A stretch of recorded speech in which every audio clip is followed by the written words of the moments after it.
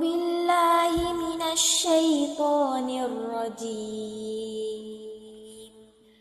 بسم الله الرحمن الرحيم. يا أيها الذين آمنوا كتب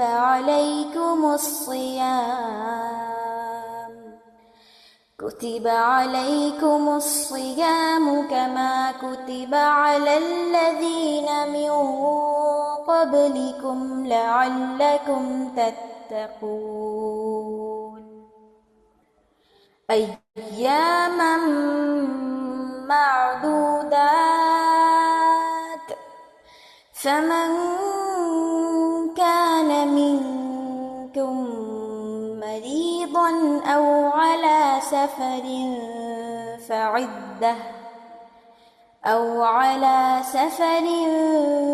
فعدة من أيام أخر.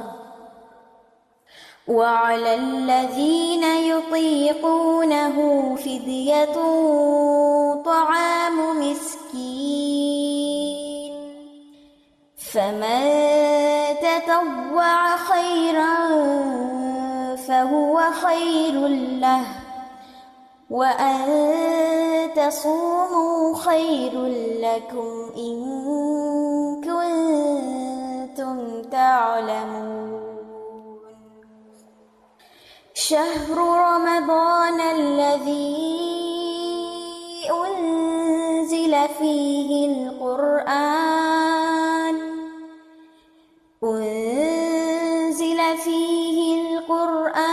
هدى للناس وبينات من الهدى والفرقان، فمن شهد منكم الشهر فليصم، ومن كان مريضا أو على سفر فعدة من أيام أخر.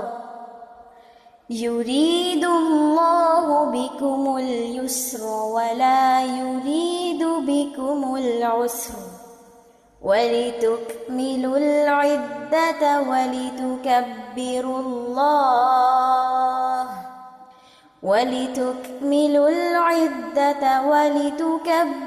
الله على ما هداكم ولعلكم تشكرون. شهر رمضان الذي أنزل فيه القرآن هدى للناس وبينات من الهدى والفرقان، فمن شهد منكم الشهر فليصم، ومن كان مريضا أو على سفر فعدة من أيام أخر. يريد الله بكم اليسر ولا يريد بكم العسر، ولتكملوا العدة ولتكبروا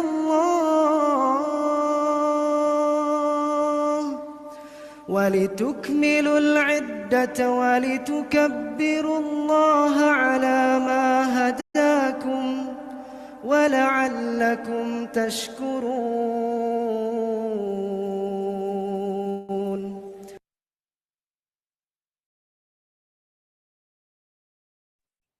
السلام عليكم ورحمة الله وبركاته. الحمد لله رب العالمين، والصلاة والسلام على سيد المرسلين، أما بعد، فأعوذ بالله من الشैतान الرजीम, बिस्मिल्लाहिर्रहमानिर्रहीम।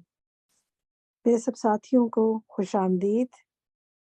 डे 9 है आज हमारे प्रोग्राम का, करीबन मुजीब का, और इंशाल्लाह आज हम बहुत ही प्यारा सेशन इंशाल्लाह अटेंड करेंगे। आपको इन सेशन से ज़रूर फ़ायदा हो रहा होगा। हर रोज़ एक नया टॉपिक, नई बात, नए हवाले से दुआएं, और इंशाल्लाह آج جو ہم دعائیں سیکھیں گے وہ والدین کے حوالے سے ہیں۔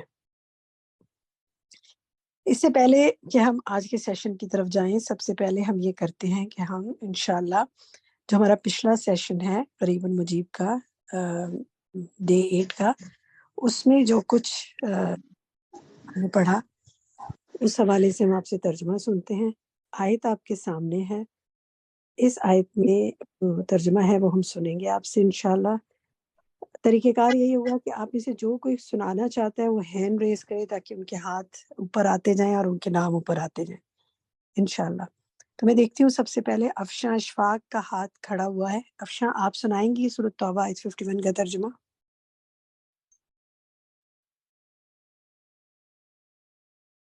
افشاں اشفاق۔ جی جی، السلام علیکم۔ وعلیکم السلام۔ کا مطلب یہ ہے کہ کہہ دیں کہ کوئی مصیبت آپ کو، تو لفظی ترجمہ کریں، کل کہہ دیجئے لن، اگر یصیبنا آپ کو مصیبت، اللہ اگر، ما نہیں، کتب اللہ لکھ دیا اگر اللہ نے۔ اس کو تھوڑا سا دیکھنا پڑے گا، ترجمہ ابتدا میں درست نہیں ہے۔ آپ اس سے میں کسی اور ساتھی سے سنتی ہوں۔ السلام علیکم، آپ سنیے افشاں، اور پھر انشاءاللہ آپ سے بھی ہم سنیں گے انشاءاللہ۔ جی سمینہ طارق آپ پڑھیں۔ سبیہ عامر آپ پڑھیں۔ السلام علیکم میم۔ وعلیکم السلام۔ میم ایک منٹ میں ذرا اندر بھی جب چور ہونے لگے۔ سمینہ طارق پڑھی۔ چلے سمینہ، جی میم۔ سبیہ پڑھ لیں جی سمینہ، پھر آپ سے سنیں گے۔ جی۔ آپ ہینڈ ریز کر دیں سمینہ۔ جی سبیہ پڑھیے۔ کل کہہ دیجئے، لمن یصیبنا، لن ہرگز نہیں، یصیبنا پہنچتی ہمیں کوئی مصیبت، الا مگر، ما کتبہ جو لکھی ہے، اللہ تعالیٰ نے، لنا ہمارے لیے، ہوا وہ، مولانا ہمارا مولا ہے، وعلی اللہ و اور اللہ پر، اللہ تعالیٰ پر توکل کرتے ہیں المؤمنون مومن، ایمان لانے والے۔ شاباش، بہت اچھا پڑھایا آپ نے، بارک اللہ فی علمک۔ نیکسٹ جی، میں سناؤں گی۔ کیا نام ہے آپ کا؟ سمینہ طارق۔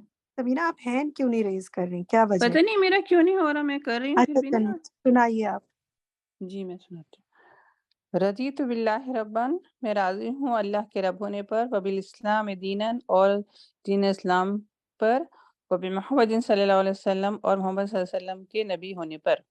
ٹھیک ہے، اسلام کے دین ہونے پر اور نبی صلی اللہ علیہ وسلم کے نبی ہونے پر۔ اچھا سمینہ، آج آپ نے پریکٹس کرنی ہے ہینڈ ریز کرنے کی، ٹھیک ہے، جی تاکہ آپ کو ضرور۔ نہیں نہ پڑے، آپ کا نام اوپر آ جائے انشاءاللہ۔ بارک اللہ فی علمک۔ جی آئی فون، میرا خیال ہے کن کا نام ہے یہ؟ کئی لوگ آئی فون کے نام سے ہوتے ہیں، نام نہیں چینج کرتے تو میں پہچان جی نہیں پاتی۔ ایک میرا ہے، مجھے نہیں معلوم کہ کیوں وہ آپ آئی فون ہر دفعہ آتا ہے، میں روز چینج کرتی ہوں۔ شبانہ۔ جی جی پڑھیے، یہ سنائیے دعا۔ لا حول، نہیں ہے کوئی ایک سیکنڈ سوری، نہیں ہے ہمت برائی سے بچنے کی، ولا قوت، اور نہیں ہے قوت نیکی کرنے کی، نہیں ہے طاقت نیکی کرنے کی، الا باللہ مگر اللہ کی توفیق سے۔ شاباش، اچھا ترجمہ سنائے ماشاءاللہ۔ عظمیٰ عابد آپ سنائیے یہ رنج و غم کے ازالے کی دعا۔ جی السلام علیکم ورحمۃ اللہ اچھا وبرکاتہ۔ نہیں، اللہ کا حسبی بسم اللہ۔ حسبی اللہ، کافی ہے مجھ کو اللہ تعالیٰ، لا الہ الا ہو، نہیں کوئی معبود مگر وہی، علیہ اسی پر، توکل کیا میں نے، عرش عظیم کا۔ عرش عظیم کا سمجھ نہیں آیا۔ جی وَهُوَ رب العرش عظیم، اس جی کا ترجمہ کریں، دوبارہ پڑھیں اس کا دوبارہ ترجمہ۔ بڑے عرش کا، وہی رب ہے بڑے عرش کا، بہت ہاں بڑے عرش کا۔ وہی رب ہے عرش عظیم وَهُوَ کا۔ رب ٹھیک ہے، آپ نے پہلے وہی رب ہے مس کیا تھا، مجھے آواز نہیں آئی تھی، ہو سکتا ہے کہا ہو لیکن ساؤنڈ نہیں آئی مجھے۔ ٹھیک ہے، توکلتو کا بھی ترجمہ ہے میں نے بھروسہ کیا، باقی سب صحیح ہے۔ ٹھیک ہے، زونی ندیم آپ سنائیے۔ اللہم اے اللہ انی بے شک میں اسألو کا میں سوال کرتا ہوں آپ سے رضا راضی ہونے کا بعد قضا کے ہاں الرضا، رضا نہیں الرضا، الف لام۔ الرضا۔ ٹھیک ہے، میں تجھ سے رضامندی کا سوال کرتی ہوں اپنی فیصلوں کے بعد، ٹھیک ہے، یعنی میں راضی ہوں تیرے فیصلوں پر۔ شافیہ آپ سنائیے۔ جی باجی۔ اللہم انی اعوذ بکا، اے اللہ میں پناہ چاہتا ہوں تیری، من زوالی نعمتک، نعمتوں کے زوال سے، و تحول عافیتک، اور تیری عطا کردہ عافیت کے بدل جانے سے، و فجاءتی نقمتک، اور تیری اچانک سزا کے وارد ہونے سے، آگے تیری اچانک سزا کے وارد ہونے سے، آپ کی سزا کے آواز، وارد جی جی آگے، اور وہ جمیع سخطک، اور تیری ہر طرح کی ناراضگی سے۔ شاباش، ٹھیک ہے۔ شروع میں آپ نے بس ایک نہیں لگایا تھا، من زوالی نعمتک، تیری عطا کردہ نعمتوں کے زوال سے، باقی ماشاءاللہ بہت اچھا سنا ہے، بارک اللہ فی علمک۔ مہرین آپ سنائیے۔ السلام علیکم۔ وعلیکم اللہم السلام۔ انی اعوذ بکا من جہد البلائی، اے اللہ میں تجھ سے پناہ مانگتا ہوں من جہد البلائی، جہد البلائی سخت مشقت سے، سخت مشقت، و درقی شقائی بدبختی کے پا لینے سے، و سوء القضائی بری تقدیر سے، و شماتت الاعدائی اور دشمنوں کے خوش ہو جانے سے، ہونے سے۔ شاباش۔ اس کا اچھا ترجمہ یہ جو شروع میں آپ نے کیا نا کہ اللہ بے شک میں تجھ سے پناہ چاہتا ہوں، اللہ سے نہیں پناہ چاہتے ہیں، بے شک میں تیری پناہ چاہتا ہوں، کس چیز سے؟ سخت مشقت سے۔ تھوڑا سا اگر آپ اس طرح ترجمہ کریں گی نا تو زیادہ بہتر ترجمہ ہو جائے گا، بات وہی ہے جو آپ کہنا چاہتی ہیں لیکن ذرا بہتر انداز میں ہو جائے گی۔ باقی ٹھیک ہے، الحمدللہ، جزاکم اللہ خیرن کثیرہ۔ تو یہیں تک آج ہم نے سننا تھا۔ آج ہمارا لیسن بھی بڑا ہے، انشاءاللہ کافی کچھ ہے اس میں ہم اس کی طرف اب سنیں گے، اور اس کے بعد آخر میں ہم انشاءاللہ ڈسکشن کریں گے، آپ کو اسی طرح مزید کچھ دعاؤں کا لفظی ترجمہ یاد کرنے کو دیں گے۔ دیکھیں یہ جو لفظی ترجمہ ہم آپ کو دیتے ہیں نا، اس میں ترجمہ سنانے کے ساتھ ساتھ آپ کو یہ دعائیں مانگنی بھی ہیں، ٹھیک ہے؟ ان کو آپ انڈرسٹوڈ سمجھے کہ یہ دعائیں آپ نے مانگنی ہے اپنے لیے، اور ترجمہ اس لیے سکھا رہے ہیں کہ ذرا اچھے انداز میں سمجھ کے مانگے انشاءاللہ۔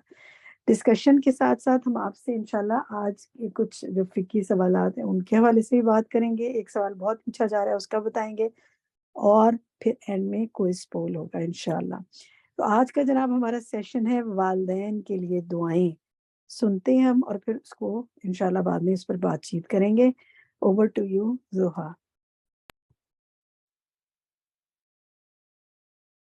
السلام علیکم ورحمۃ اللہ وبرکاتہ، نحمده ونصلی علی رسولہ الکریم، اما بعد فاعوذ باللہ من الشیطان الرجیم، بسم اللہ الرحمن الرحیم، رب اشرح لی صدری ویسر لی امری واحلل عقدۃ من لسانی یفقهوا قولی۔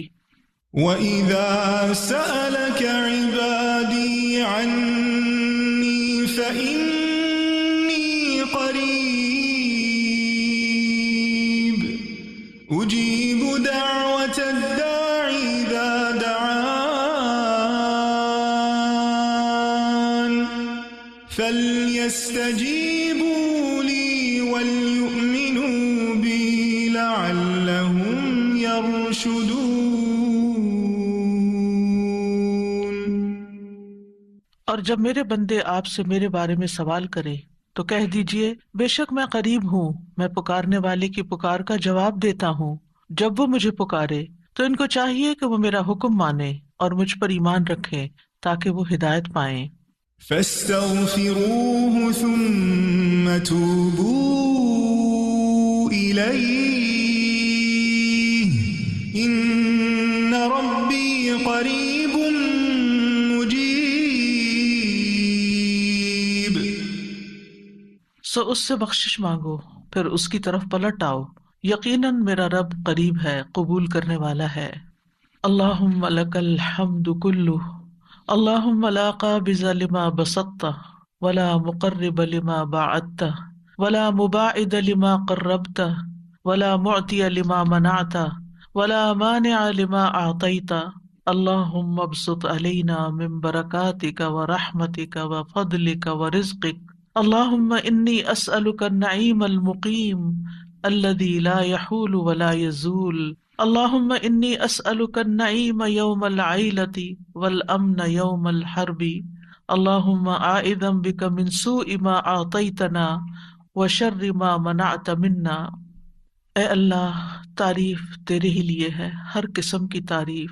اے اللہ جو تو پھیلا دے اسے کوئی سمیٹنے والا نہیں، اور جسے تو دور کر دے اسے کوئی نزدیک کرنے والا نہیں، اور جسے تو نزدیک کر دے اسے کوئی دور کرنے والا نہیں، جسے تو عطا کر دے اس کو کوئی روکنے والا نہیں، اور جس سے تو روک لے اسے کوئی دینے والا نہیں۔ اے اللہ ہم پر اپنی برکات، اپنی رحمت، اپنا فضل اور اپنے رزق کو پھیلا دے۔ اے اللہ میں تجھ سے ایسی نعمتیں مانگتا ہوں جو ہمیشہ قائم رہیں، نہ تیری اطاعت میں حائل ہوں اور نہ کبھی زائل ہوں۔ اے اللہ میں تجھ سے تنگی کے دن کی نعمت اور جنگ کے دن کے امن کا سوال کرتا ہوں۔ اے اللہ میں تیری پناہ میں آتا ہوں اس چیز کی برائی سے جو تو نے عطا کی اور اس چیز کے شر سے جو تو نے ہم سے روک لی۔ آج ہم انشاءاللہ والدین کے بارے میں دعائیں پڑھیں گے۔ اللہ سبحانہ وتعالیٰ کے حق کے بعد سب سے بڑا حق انسانوں میں سے ہم پر والدین کا حق ہے۔ ارشاد باری تعالیٰ ہے وَقَضَى رَبُّكَ أَلَّا تَعْبُدُوا إِلَّا إِيَّاهُ وَبِالْوَالِدَيْنِ إِحْسَانًا إِمَّا يَبْلُغَنَّ عِندَكَ الْكِبَرَ أَحَدُهُمَا أَوْ كِلَاهُمَا فَلَا تَقُل لَّهُمَا أُفٍّ وَلَا تَنْهَرْهُمَا وَقُل لَّهُمَا قَوْلًا كَرِيمًا وَاخْفِضْ لَهُمَا جَنَاحَ الذُّلِّ مِنَ الرَّحْمَةِ وَقُل رَّبِّ ارْحَمْهُمَا كَمَا رَبَّيَانِي صَغِيرًا۔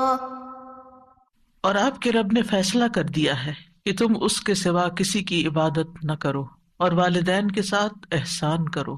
اگر تمہارے پاس ان دونوں میں سے ایک یا وہ دونوں ہی بڑھاپے کی عمر کو پہنچیں تو تم انہیں اف تک نہ کہو اور نہ انہیں جھڑکو، اور ان دونوں سے عمدہ احترام والی بات کہو، اور ان دونوں کے لیے مہربانی سے عاجزی کے بازو جھکائے رکھنا اور کہنا اے میرے رب ان دونوں پر رحم کیجیے جیسا کہ ان دونوں نے بچپن میں میری پرورش کی ہے۔ وَقَضَى رَبُّكَ تیرے رب نے فیصلہ کر دیا۔ قضا جب اللہ سبحانہ تعالیٰ کی طرف سے ہو، فیصلہ جب اللہ کا ہو تو وہ قطعی فیصلہ ہوتا ہے، وہ بدلا نہیں جاتا۔ گویا اللہ تعالیٰ نے قطعی حکم دے دیا، فیصلہ کر دیا، کس بات کا؟ کہ اس کے سوا کسی اور کی عبادت نہیں کی جائے گی۔ ہمیں حکم دیا کہ ہم صرف اس کے بندے بن کر رہیں، صرف اسی سے مانگیں، اس سے انتہا درجے کی محبت کریں، اسی سے ڈریں اور صرف اسی کے لیے عاجزی اختیار کریں۔ ہماری نماز، ہماری قربانی، ہمارا رکوع، ہمارا سجدہ، ہمارا قیام، ہمارا قول، ہمارا فعل اسی کی خاطر ہو۔ ہم جو کچھ کریں اسی کی رضا کے لیے کریں۔ توحید کے بعد پہلا سبق پھر ہمیں والدین کے ساتھ احسان کا ملتا ہے۔ ایک ہی آیت میں اللہ سبحانہ تعالیٰ نے اپنی عبادت کے ساتھ ساتھ ہمیں والدین کے ساتھ حسن سلوک کا حکم دیا ہے۔ والدین کے ساتھ حسن سلوک کرنا ہم سب پر لازم ہے، واجب ہے، ضروری ہے، اور بہت تاکید کے ساتھ اللہ تعالیٰ نے اس کا حکم ہمیں دیا ہے کہ وَبِالْوَالِدَيْنِ إِحْسَانًا، کہ اپنے اقوال کے ساتھ، اپنے زبان کے ساتھ اور اپنے عمل کے ساتھ، اپنے رویے کے ساتھ اپنے والدین کے ساتھ نیک سلوک کرو۔ یعنی ہر وہ بات، ہر وہ کام جس سے والدین کو کوئی فائدہ حاصل ہو یا والدین کو اس سے کوئی خوشی حاصل ہو تو یہی ان کے ساتھ حسن سلوک کرنا ہے، اور اس میں ان کی نافرمانی نہیں کرنا۔ یعنی کوئی بھی چیز اس وقت تک مکمل نہیں ہوتی جب تک اس کا منفی پہلو اس سے دور نہیں کر دیا جاتا۔ یعنی ایک پہلو تو یہ کہ ان کے ساتھ اچھا سلوک کرو، اور دوسرا ساتھ یہ بھی کہ ان کے ساتھ بدسلوکی نہیں کرنا۔ امام ابن الجوزی رحمہ اللہ کہتے ہیں کہ والدین کے ساتھ حسن سلوک اس طرح ہوگا کہ جس چیز کا وہ حکم دیں اس میں ان کی اطاعت کی جائے گی جب تک کہ وہ کام حرام یا ممنوع نہ ہو۔ ان کے حکم کو نفلی اعمال پر مقدم کیا جائے گا، یعنی آپ اپنے نفل چھوڑ سکتے ہیں ان کی ضرورت پوری کرنے کے لیے۔ والدین جس کام سے روک دیں اس سے رکا جائے، ان پر خرچ کیا جائے، یعنی اپنا ذاتی کمایا ہوا مال ان پہ لگایا جائے، ان کی خواہشات کو پورا کیا جائے، ان کی خدمت میں انتہائی زور لگا دیا جائے، یعنی اپنی جی جان سے ان کی خدمت کی جائے، اپنے ہاتھ پاؤں سے بھی۔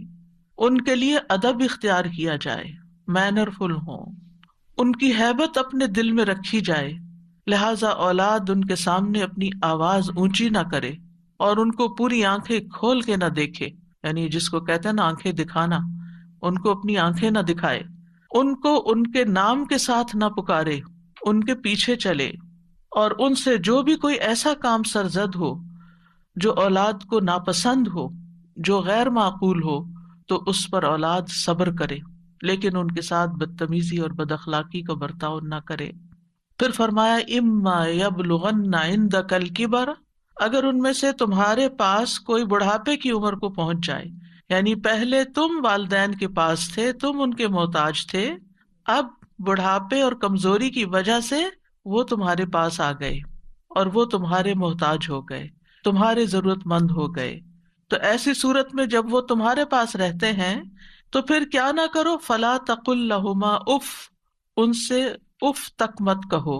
اف سے مراد ہر وہ کلام ہے جو سخت ہو، سختی سے بات کرنا، یا قبیح ہو، ناپسندیدہ ہو، برا ہو۔ اصل میں اف ہر گندی اور قابل نفرت چیز کو کہتے ہیں، گندی اور قابل نفرت چیز اف۔ عربوں میں اف اور تف، اف ناخنوں کی میل کو کہتے ہیں، اور تف وہ حقیر چیز جو زمین سے آپ اٹھاتے ہیں، یعنی بالکل بیکار سی۔ تو والدین کے لیے اف اور تف کا لفظ استعمال نہیں کر سکتے۔ تو محاورے میں کسی بری چیز سے اظہار نفرت کے لیے اف کا لفظ بولا جاتا ہے۔ یہ ایسا کلمہ ہے جس میں بیزاری اور اکتاہٹ پائی جاتی ہے۔ اف یعنی انسان اپنی بیزاری دکھاتا ہے اور اکتاہٹ دکھاتا ہے، تو ایسا کرنا منع ہے۔ یعنی اکتاہٹ کا ہلکا سا کلمہ جس میں 2 حرف ہیں، اف، وہ بھی نہ کہو۔ کہاں یہ کہ بڑے بڑے سینٹینسز اور بڑی بڑی سپیچز ان کے سامنے کر ڈالو کہ جس میں سخت الفاظ سے ان کے ساتھ تم بات کر رہے ہو۔ وَلَا تَنْهَرْهُمَا، اور ان کو جھڑکو بھی نہیں۔ نہر کہتے ہیں سختی سے جھڑکنے کو، یعنی ان کو ڈانٹ نہیں سکتے، یعنی کسی ایسے کام میں ان کے ساتھ ڈانٹ کے بات مت کرو جو تمہیں پسند نہیں۔ نہ دل میں بیزاری آئے، نہ زبان سے بیزاری کا اظہار ہو، اور نہ ہی رویے میں بیزاری ہو۔ اف دل کی بیزاری کا زبان سے کلمہ ادا کرنا ہے، اور تنہر کا مطلب یہ ہے کہ ڈانٹ ڈپٹ کرنا۔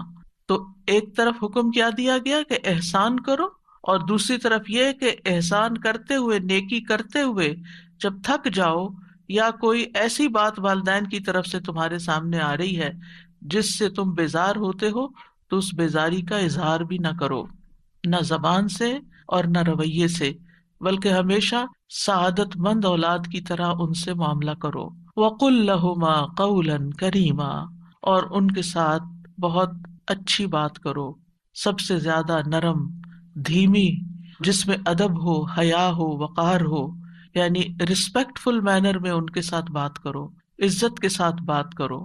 مجاہد کہتے ہیں کہ تم ان کا نام نہ پکارو، یعنی ان کا نام نہ لو، بلکہ اگر کبھی ذکر کرنا ہو تو ان کی کنیت سے، یا اگر سامنے بلا رہے ہیں تو اے ابا جان یا اے امی جان، یا جو بھی کسی معاشرے یا کلچر میں رائج ہے وہ لفظ جس میں ادب اور احترام موجود ہو۔ اسی طرح ایک قول یہ ہے قولاً کریمہ سے کہ جس طرح بچپن میں وہ تمہارے پیشاب پخانہ کو صاف کرتے وقت کوئی کراہت محسوس نہیں کرتے تھے، تمہارے پیمپر چینج کرتے، اور ایک وقت تھا جب پیمپر بھی نہیں ہوتے تھے، بچے کپڑے بھی خراب کر دیتے تھے اور بھی طرح طرح سے اپنی غلاظت پھیلا دیتے تھے، تو والدین بغیر کسی نفرت کے اور بغیر منہ بنائے اور بغیر کسی بیزاری کا اظہار کیے تمہاری ساری نجاست دھوتے رہے، صاف ستھرا کرتے رہے تمہیں، بلکہ محبت سے پیش آتے رہے، اب تم بھی ان سے وہی سلوک کرو کہ اگر تمہیں اب ان کی کوئی نجاست صاف کرنی پڑے، انہیں نہلانا پڑے، یا ان کے رال صاف کرنے پڑے، یا ان کے جسم سے نکلنے والی کسی اور گندگی کو صاف کرنا پڑے، تو اس میں بیزاری کا اظہار نہ کرو، بلکہ ان کا جو کام بھی کرو محبت کے ساتھ کرو۔ پھر فرمایا وَاخْفِضْ لَهُمَا جَنَاحَ الذُّلِّ مِنَ الرَّحْمَةِ، کہ ان کے لیے رحمت کے ساتھ عاجزی کے پر جھکا لو۔ جناح کہتے ہیں پرندے کے پر کو، یا اس کا جو بازو ہوتا ہے اس کے لیے استعمال ہوتا ہے۔ آپ نے دیکھا ہوگا کہ مرغی جب کوئی خطرہ محسوس کرتی ہے تو وہ اپنے پروں کو کیا کرتی ہے، پھیلا دیتی ہے، اور اپنے بچوں کو اپنے پروں کے نیچے کر کے چھپا لیتی ہے۔ یہ ہے جناح الذل، یعنی اس میں کیا کرتی ہے، پر تو ویسے اوپر ہوتا ہے نا، تو پھر جو پھیلا کے تو اس کو نیچے لے جاتی ہے، جھکا دیتی ہے اپنے پر۔ تو تم بھی اسی طرح ان کو پروٹیکٹ کرو، یعنی جب پرندہ اپنے بچوں کی حفاظت کے لیے پروں کو سمیٹتا ہے اور نیچے کرتا ہے، جھکاتا ہے، تو تم بھی اسی طرح ان کے آگے جھکو، ان کے ساتھ اچھا معاملہ کرو، شفقت کا معاملہ، اور ان کی اسی طرح کفالت کرو جیسے انہوں نے تمہاری کفالت کی جب تم چھوٹے تھے۔ اور دوسرا عمومی معنی یہی ہے کہ جب بھی ان سے بات کرو، معاملہ کرو، تو عاجزی اور انکساری کے ساتھ کرو۔ آپ نے دیکھا ہوگا کہ پرندہ جب اڑنا چاہتا ہے، بلند ہونا چاہتا ہے، تو پھر بھی وہ اپنے پر پھیلاتا ہے، اور جب نیچے اترتا ہے تو پروں کو نیچے کر لیتا ہے۔ تو یعنی ماں باپ کے سامنے اونچے نہ ہو بلکہ نیچے رہو، یعنی بازو پست رکھو، تواضع اور عاجزی کے ساتھ ان کے سامنے بیٹھو، بات کرو۔ اور اس میں اس بات کی طرف بھی اشارہ ہے کہ جس قدر کوئی اپنے والدین کے لیے عاجزی اختیار کرے گا، اللہ تعالیٰ اس کو اتنی ہی بلندی عطا کرے گا۔ وَقُلْ رَبِّ ارْحَمْهُمَا، اور آپ کہیے کہ اے میرے رب ان دونوں پہ رحم فرما۔ رحمت کے لفظ میں دین اور دنیا کی تمام برکات شامل ہیں، دین اور دنیا کی ساری برکتیں شامل ہیں۔ رب ارحمہما کما ربیانی صغیرا، جیسے انہوں نے مجھے بچپن میں پالا تھا، یعنی اے اللہ ان پر ایسی رحمت کر جیسے انہوں نے مجھ پر رحمت کی تھی۔ اور دوسرا یہ کہ ان پہ رحم فرما کیونکہ انہوں نے بچپن میں میری تربیت کی تھی، مجھے پالا تھا۔ یہاں انسان کو اس کی بچپن کی حالت یاد کرائی گئی ہے، کیونکہ انسان جب بچہ ہوتا ہے تو انتہائی ڈپینڈنٹ ہوتا ہے، اپنا کوئی کام خود نہیں کر سکتا، اپنے جذبات کا اظہار بھی زبان سے نہیں کر سکتا۔ تو اس طرح انسان کو اس کی کمزوری اور اس کے بچپن کی حالت یاد دلا کر اس کے دل میں شفقت پیدا کی جا رہی کہ تم بھی اپنے والدین کے لیے ایسی شفقت کا اظہار کرو۔ اور آپ دیکھیے جب اللہ سبحانہ وتعالیٰ نے حکم دے دیا اور انسان پھر بھی وہ حق ادا نہ کر سکا تو اس کو دعا سکھا دی کہ یا رب میں تو اس قابل نہیں اور میں تو ان کا حق ادا ہی نہیں کر سکتا، لہٰذا میں تجھ سے دعا کرتا ہوں کہ تو ان پہ رحم فرما، تو ان کی ساری ضروریات پوری فرما۔ اور یہ حقیقت ہے کہ ہم خود کچھ بھی کر لیں، جو ماں نے تکلیفیں اٹھائی ہماری پیدائش کے وقت ہمارے دنیا میں لانے کے لیے، ہم تو ایک حصہ بھی اس کا حق ادا نہیں کر سکتے۔ پھر جب ولادت کے دوران ایک ایک کانٹریکشن ماں نے لی، ایک ایک پین جو برداشت کی، وہ ہم ساری زندگی بھی خدمت کریں تو اس درد کو ہم محسوس نہیں کر سکتے اور اس کا بدلہ نہیں چکا سکتے۔ پھر اس کے بعد جو دودھ پلایا اور جو ہماری نجاست صاف کی اور راتوں کو ہمارے لیے جاگ جاگ کر ہماری خدمت کی اور ہمارے لیے دعائیں کی، خود بھوکے رہ کے ہمیں کھلایا، ساری ضروریات ہماری پوری کی، تو یہ سب کچھ کس بات کا تقاضا کرتا ہے کہ ہم خود یا رب حق ادا نہیں کر سکتے، تو ہی ان پر رحم فرما اور تو ہی ان کی تمام ضروریات پوری فرما۔ صحابہ کی زندگی میں ہم دیکھتے ہیں کہ وہ اپنے والدین کے لیے دعائیں کرتے ہیں۔ ہانی بنت ابی طالب کے ایک آزاد کردہ غلام ہے ابو مرہ، وہ کہتے ہیں ایک بار وہ ابو ہریرہ کے ساتھ ان کے وطن عقیق گئے جہاں سے وہ تھے۔ جب ابو ہریرہ اپنے وطن پہنچے تو بڑی اونچی آواز میں کہا، اماں جان السلام علیکی ورحمۃ اللہ وبرکاتہ۔ انہوں نے جواب دیا، وعلیک السلام ورحمۃ اللہ وبرکاتہ۔ پھر ابو ہریرہ کہنے لگے، رحمک اللہ کما ربیتنی صغیرا، اللہ تعالیٰ آپ پر رحم فرمائے جیسے آپ نے میری بچپن میں پرورش فرمائی۔ تو والدہ نے جواب دیا، فجزاک اللہ خیرا ورضی عنک کما بررتنی کبیرا، اے میرے بیٹے تمہیں بھی اللہ بہترین جزا دے اور تم سے راضی ہو جائے جیسا تم نے میرے ساتھ بڑھاپے میں نیک سلوک کیا. یعنی جب اولاد والدین کو دعائیں دیتی ہے تو والدین اس سے بڑھ کر دعائیں دیتے ہیں. یہاں بھی آپ دیکھیں ابو ہریرہ کی دعا چھوٹی ہے لیکن والدہ کی دعا بڑی ہے. فجزاک اللہ ورضی عنک، اس میں دو چیزیں آ گئیں، کما بررتنی کبیرا. سلف صالحین اپنے والدین کے لیے خوب خوب دعائیں کرتے تھے. عامر بن عبداللہ بن زبیر کہتے ہیں میرے والد فوت ہو گئے تو میں نے پورا سال اللہ سے ایک ہی دعا مانگی کہ اے اللہ میرے والد کو معاف فرما دے. یعنی مسلسل یہی دعا کرتے رہے. سفیان ابن عیینہ کہتے ہیں جو شخص 5 نمازیں ادا کرتا ہے گویا اس نے اللہ کا شکر ادا کیا، یعنی وہ شاکرین میں سے ہے. اور جو ہر نماز کے بعد والدین کے حق میں دعا کرتا ہے تو اس نے ان دونوں کا بھی شکر ادا کیا. یعنی جو شخص نماز پڑھتا ہے اور پھر نماز میں دعا کر لیتا ہے گویا وہ شکر گزاروں میں سے ہے.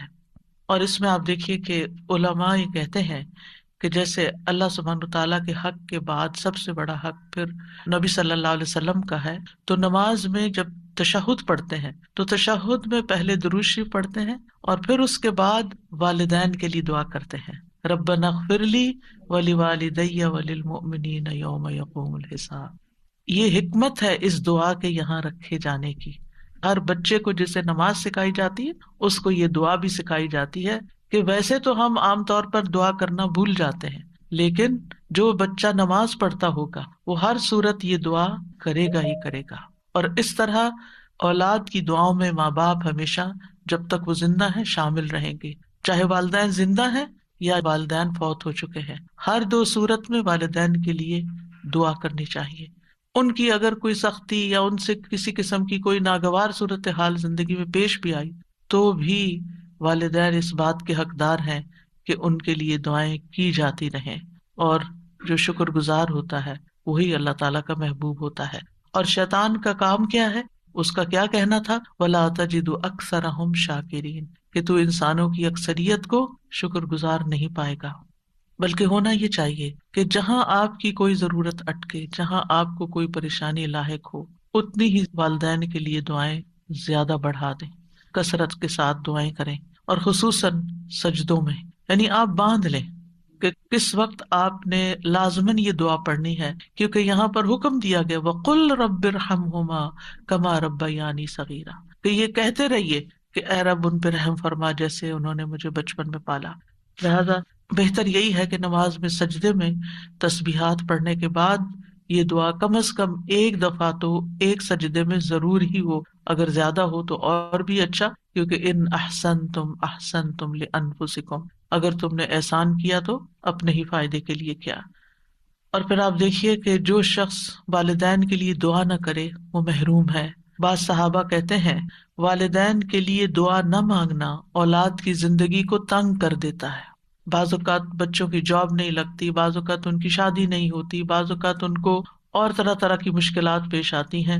ان کو یہی نصیحت کرنی چاہیے، ان کو یہی سبق سکھانا چاہیے کہ وہ اپنے والدین کے ساتھ حسن سلوک کریں. وہ ان کے ساتھ اچھے ہوں گے تو اللہ سبحانہ تعالیٰ ان پر مہربانی کرے گا. یہ مشکلات کے حل کے لیے، پرابلمس کو دور کرنے کے لیے، غم اور دکھ اور ڈپریشن کا علاج ہے کہ انسان زیادہ سے زیادہ والدین کے ساتھ احسان کا سلوک کرے. بلکہ جب کسی بھی انسان کے ساتھ احسان کرے تو سوچے کیا میں نے اپنے والدین کے لیے بھی کچھ کیا. اب دیکھیے کہ بعض اوقات ہم اپنے دوستوں کو، رشتہ داروں کو، اوروں کو کتنے بڑے بڑے گفٹ دے دیتے ہیں، لیکن ہم اپنے ماں باپ کی طرف سے صدقہ کرنا بھول جاتے ہیں. خاص طور پر رمضان میں آپ دیکھیے کہ ہم جہاں اپنی طرف سے، اپنے بال بچوں کی طرف سے، کسی کی طرف سے بھی کچھ کریں تو ماں باپ کو نہ بھولیں، ان کی طرف سے سب سے پہلے کریں. کیونکہ اللہ سبحانہ تعالیٰ نے اپنے حق کے بعد والدین کا ذکر کیا ہے. سورۃ النساء میں آتا ہے وَاعْبُدُوا اللَّهَ وَلَا تُشْرِكُوا بِهِ شَيْئًا وَبِالْوَالِدَيْنِ إِحْسَانًا، اور اللہ کی عبادت کرو اور اس کے ساتھ کسی چیز کو شریک نہ بناؤ، اور اپنے ماں باپ کے ساتھ حسن سلوک کرو. سورۃ البقرہ میں آتا ہے وَإِذْ أَخَذْنَا مِيثَاقَ بَنِي إِسْرَائِيلَ لَا تَعْبُدُونَ إِلَّا اللَّهَ وَبِالْوَالِدَيْنِ إِحْسَانًا، اور وہ وقت یاد کرو جب ہم نے بنی اسرائیل سے پختہ عہد لیا تھا، پکا وعدہ لیا تھا اس بات پر کہ تم اللہ کے سوا کسی کی عبادت نہ کرنا اور والدین کے ساتھ احسان کرنا۔ اللہ سبحانہ وتعالیٰ اپنے شکر کے بعد والدین کے شکر کا حکم دیتے ہیں۔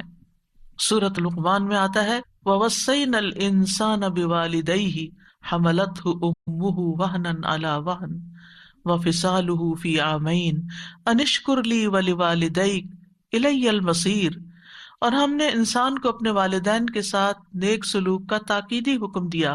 اس کی ماں نے اسے کمزوری پر کمزوری سہتے ہوئے اپنے پیٹ میں اسے اٹھائے رکھا، یعنی پریگنینسی کے دوران صحت مند سے صحت مند ماں کسی نہ کسی طرح ضرور متاثر ہوتی ہے اور اس کے اوپر کمزوری کے پیچز آتے ہیں، اور 2 سال اس کے دودھ چھڑانے میں لگے، یعنی اپنی ہڈیوں کی کیلشیم تمہارے اندر ٹرانسفر کر دی۔ اسی لیے یہ حکم دیا کہ میرا شکر ادا کرو اور اپنے والدین کا بھی، آخر میرے ہی پاس لوٹ کر آنا، واپس تو میرے پاس آنا ہے، پھر میں تمہیں بتاؤں گا کہ تم کیا کر کے آئے ہو۔ تو انشکر لی ولی والدئی کا، اور والدین میں سے بھی پھر یاد رکھیے ماں کا حق زیادہ ہے، کیونکہ ماں بچے کے لیے تکلیفیں زیادہ اٹھاتی ہے۔ وَوَصَّيْنَا الْإِنسَانَ بِوَالِدَيْهِ إِحْسَانًا حَمَلَتْهُ أُمُّهُ كُرْهًا وَوَضَعَتْهُ كُرْهًا وَحَمْلُهُ وَفِصَالُهُ 30 شهرا حتى إذا بلغ أشده وبلغ 40 سنة قال رب أوزعني أن أشكر نعمتك التي أنعمت علي وعلى والدي وأن أعمل صالحا ترضاه وأصلح لي في ذريتي إني تبت إليك وإني من المسلمين۔ اور ہم نے انسان کو اس کے ماں باپ کے ساتھ نیکی کرنے کی تاکید کی۔ اس کی ماں نے اسے ناگواری کی حالت میں اٹھائے رکھا، یعنی پریگنینسی کا عرصہ جو ہے وہ کوئی خوشگواری کا نہیں ہوتا، اس میں طرح طرح کی اٹھتے بیٹھتے چلتے پھرتے کھاتے پیتے لیٹتے جاگتے ہر حال میں عورت کو کوئی نہ کوئی تکلیف لاحق ہو رہی ہوتی ہے، اور اسے ناگواری کی حالت میں جنا، یعنی جنم دینے کی جو تکلیفیں تھی وہ اپنی جگہ، اور اس کے حمل اور اس کے دودھ چھڑانے میں 30 مہینے لگ گئے، یعنی 2.5 سال کا عرصہ، یہاں تک کہ جب وہ اپنی پوری قوت کو پہنچا اور 40 برس کو پہنچ گیا تو اس نے کہا اے میرے رب مجھے توفیق دے کہ میں تیری اس نعمت کا شکر ادا کروں جو تو نے مجھ پر اور میرے ماں باپ پر انعام کی، اور یہ کہ میں وہ نیک عمل کروں جسے تو پسند کرتا ہے، اور میرے لیے میری اولاد میں اصلاح فرما دے، بے شک میں نے تیری طرف توبہ کی اور بے شک میں حکم ماننے والوں میں سے ہوں۔ اور اس میں آپ دیکھیے کہ جب ایک بچہ اس طریقے سے اپنے والدین کا شکر ادا کرتا ہے اور اس کے لیے دعا کرتا ہے کہ اللہ مجھے توفیق دے کہ میں یہ کر سکوں، کیونکہ اللہ کی توفیق کے بغیر کوئی کام نہیں ہو سکتا، اور پھر نیک عمل کی دعا کرتا ہے اور اپنی اولاد کی اصلاح کی دعا بھی کرتا ہے اور توبہ کرتا ہے اور اللہ کا حکم ماننے کا عہد کرتا ہے، تو پھر اللہ تعالیٰ کیا فرماتے ہیں؟ اللہ تعالیٰ فرماتے ہیں اولئک الذین نتقبل عنہم احسن ما عملوا، یہ ہیں وہ لوگ جن سے ہم ان کے اچھے عمل قبول کر لیں گے، یعنی انہوں نے جو بہترین عمل کیے وہ عمل ہم قبول کریں گے۔ ہم سب کو اس بات کی فکر ہوتی ہے کہ ہماری نیکیاں پتہ نہیں قبول ہوتی ہیں یا نہیں۔ جو ماں باپ کے ساتھ نیک سلوک کرنے والا ہے ان کے لیے اللہ تعالیٰ کا وعدہ، یہ سورۃ الاحقاف کی آیت نمبر 15 اور 16 ہے کہ اللہ تعالیٰ ان کے نیک اعمال کو قبول کر لے گا۔ وَنَتَجَاوَزُ عَنْ سَيِّئَاتِهِمْ فِي أَصْحَابِ الْجَنَّةِ، اور ہم ان کی خطاؤں سے درگزر کر دیں گے۔ ایسے لوگ جن کی یہ صفات ہوں، جن کی یہ ٹریٹس ہوں، ان کی خطائیں ہم دور کر دیں گے۔ فی اصحاب الجنہ، وہ جنت والوں میں ہوں گے، جنت کے ساتھیوں میں سے ہوں گے۔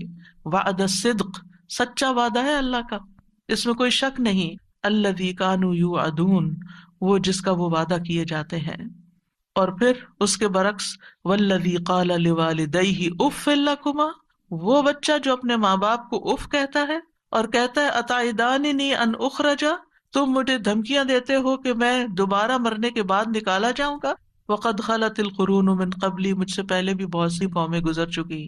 وہما یستغیثان اللہ ویلک آمن، اور وہ دونوں ماں باپ اپنے بچے کے لیے فریادیں کرتے ہیں، ویلک آمن، تیرا ناس ہو ایمان لیا، تیرا ناس ہے ایمان لیا، ان وعد اللہ حق، بے شک اللہ کا وعدہ سچا ہے۔ فیقول ما ھذا الا اساطیر الاولین، تو وہ کہتا ہے یہ سب دین کی باتیں، قرآن کی باتیں پہلوں کی کہانیاں ہیں، تم مجھے کس بات کی دھمکی دیتے ہو، دنیا میں ایسا ہی ہوتا چلا ہے۔ تو یہ 2 کردار ہیں، اور آج اب معاشرے کے اندر خود مسلمان گھرانوں کے اندر یہ دونوں کردار نظر آتے ہیں.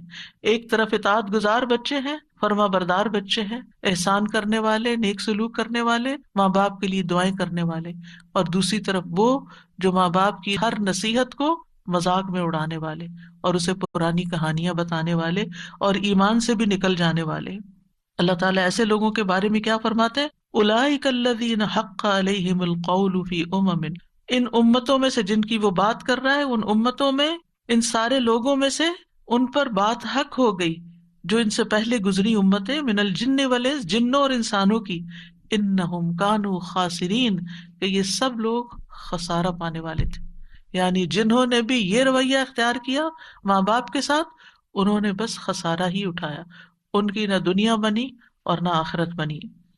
یہاں پر ہم دیکھتے ہیں کہ خصوصاً چونکہ ماں کا ذکر ہے تو اس پر حدیث میں آتا ہے، رسول اللہ صلی اللہ علیہ وسلم نے فرمایا، بے شک اللہ تمہیں تمہاری ماؤں کے ساتھ حسن سلوک کی وصیت فرماتا ہے، پھر تمہیں تمہاری ماؤں کے بارے میں وصیت فرماتا ہے، پھر تمہیں تمہارے باپوں کے بارے میں وصیت کرتا ہے، پھر تمہیں قریب سے قریب تر کے بارے میں وصیت کرتا ہے.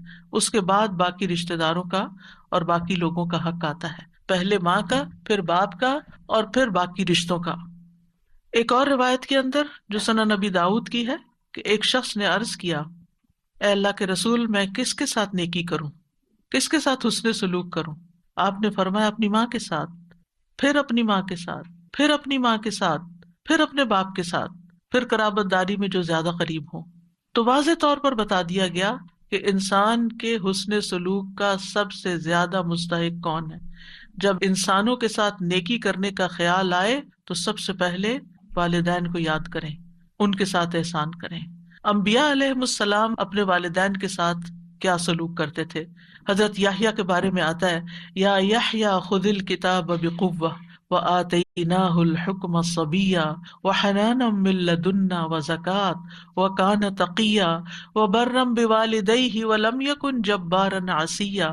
یہ اللہ سبحانہ وتعالیٰ کی تعریف ہے یحییٰ علیہ السلام کے بارے میں. اللہ تعالیٰ نے ان کو حکم دیا، اے یحییٰ کتاب پر مضبوطی سے عمل پیرا ہو جاؤ، اور ہم نے اسے بچپن میں ہی قوت فیصلہ عطا کر دی تھی، ہم نے اسے اپنی مہربانی سے نرم دل اور پاک سیرت بنایا، اور وہ پرہیزگار تھا، وہ اپنے والدین سے ہمیشہ اچھا سلوک کرتا. ان کے والدین کتنی عمر کے تھے؟ بہت بزرگ. حضرت زکریا علیہ السلام انتہائی بوڑھے ہو گئے تھے اور والدہ بھی بہت بوڑھی تھی جب وہ پیدا ہوئے. تو آپ سوچئے کہ ایک بچہ جس نے پیدا ہوتا ہی بوڑھے والدین دیکھے، اس کے لیے تو زندگی کی وہ بہاریں گزر گئی نا جو والدین کی جوانی کی ہوتی.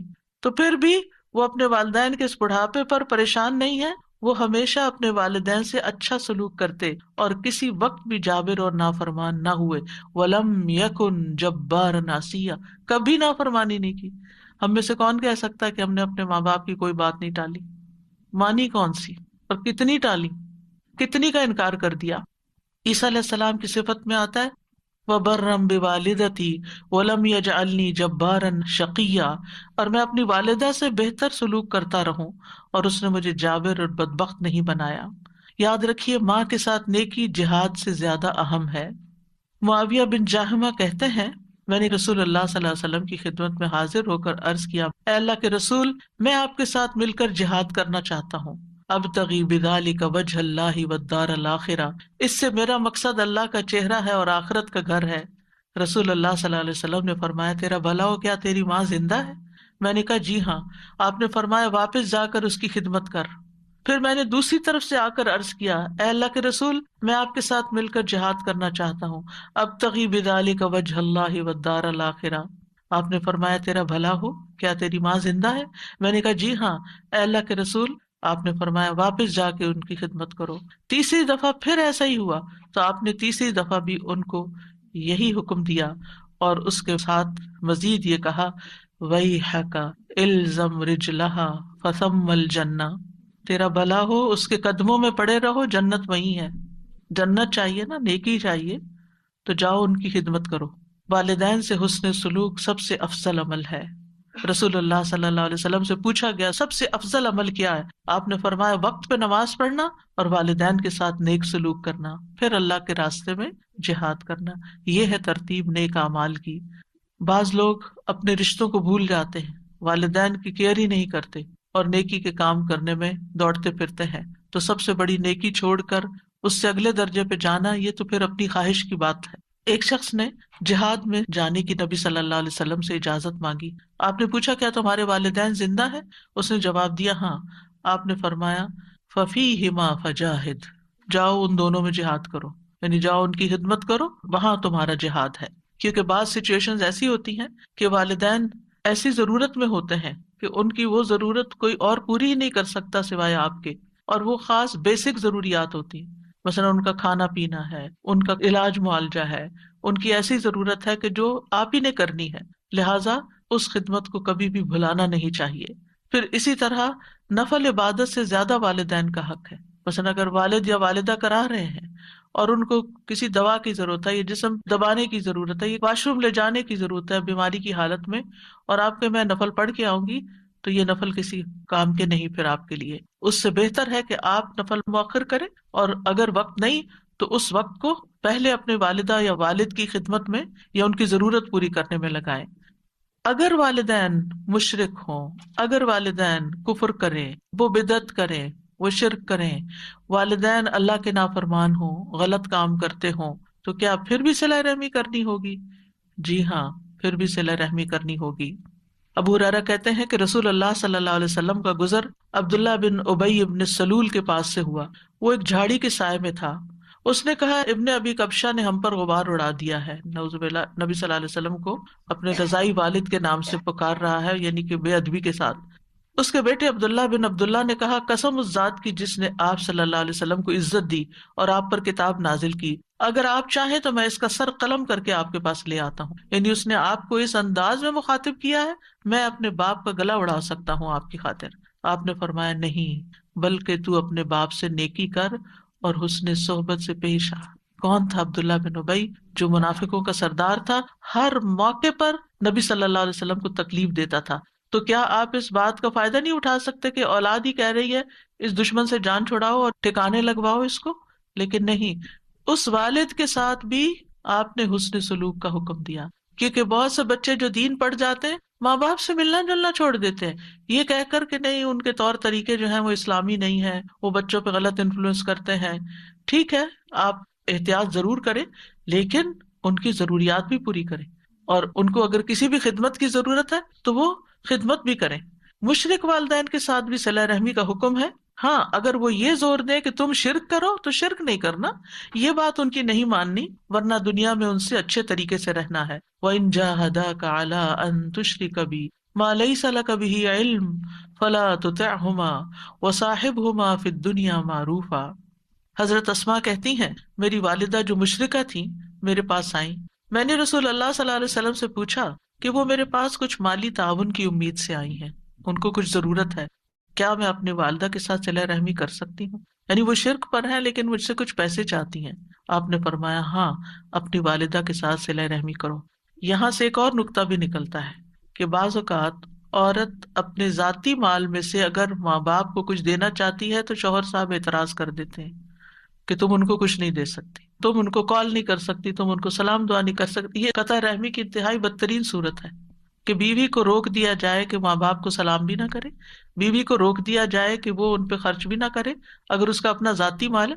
ٹھیک ہے، اگر شوہر کا مال ہے تو شوہر سے پوچھنا ہوگا، لیکن اگر اس کا اپنا ذاتی مال ہے، کوئی ذاتی چیز ہے، کوئی اس کے کپڑے ہیں، جیولری ہے، کوئی کیش ہے، وہ اپنی والدہ کو دینا چاہتی ہے تو اس کو اسلام نے کھلی اجازت دی ہے کہ وہ ان کو دے سکتی۔ یہاں آپ دیکھیں نبی صلی اللہ علیہ وسلم حضرت اسماء کو اجازت دے رہے ہیں کہ وہ اپنی مشرک والدہ کے ساتھ حسن سلوک کریں، ان کو مال دیں، تو پھر مسلم والدین کا کتنا حق ہوگا۔ اور پھر اگر کسی بھی وجہ سے عورت ہو یا مرد، یہاں حضرت اسماء ایک عورت ہے اور وہ اپنی والدہ کو دینا چاہتی ہیں تو ان کو اجازت دی گئی۔ اس لیے مرد حضرات کو ایسی پابندیاں نہیں لگانی چاہیے کہ جس میں وہ قطع رحمی کروائیں اور خود بھی گناہ گار ہوں اور بیوی کو بھی گناہ گار کریں، کیونکہ والدین کے حقوق کا بدلہ کبھی بھی چکایا نہیں جا سکتا، چند سکوں کے ساتھ نہیں چکایا جا سکتا، تھوڑا سا مال دے کے نہیں چکایا جا سکتا۔ ابو ہریرہ کہتے ہیں رسول اللہ صلی اللہ علیہ وسلم نے فرمایا بیٹا اپنے والد کے احسانات کا بدلہ نہیں چکا سکتا سوائے اس کے کہ وہ اسے غلام پائے، پھر اسے خرید کر آزاد کر دے، یعنی پھر والد کا بدلہ ہو سکتا ہے۔ والدین سے حسن سلوک کا فائدہ ہمیں خود ہی کو پہنچتا ہے، اور اس میں سب سے پہلی چیز تو گناہوں کی بخشش ہے، جیسے سورۃ الاحقاف کی آیت نمبر 15 سے 18 تک میں نے آپ کے سامنے رکھی کہ جو لوگ اپنے والدین کے ساتھ حسن سلوک کرتے ہیں ہم ان کے اچھے عمل قبول کر لیتے ہیں اور ان کی برائیوں سے درگزر کرتے ہیں، جنت والوں میں سے ان کو کر دیتے ہیں سچے وعدے کے مطابق جو ان سے کیا جاتا ہے۔ پھر عمر میں برکت اور رزق میں اضافہ ہوتا ہے۔ کون نہیں چاہتا کہ اس کی عمر میں برکت ہو یا رزق میں اضافہ ہو؟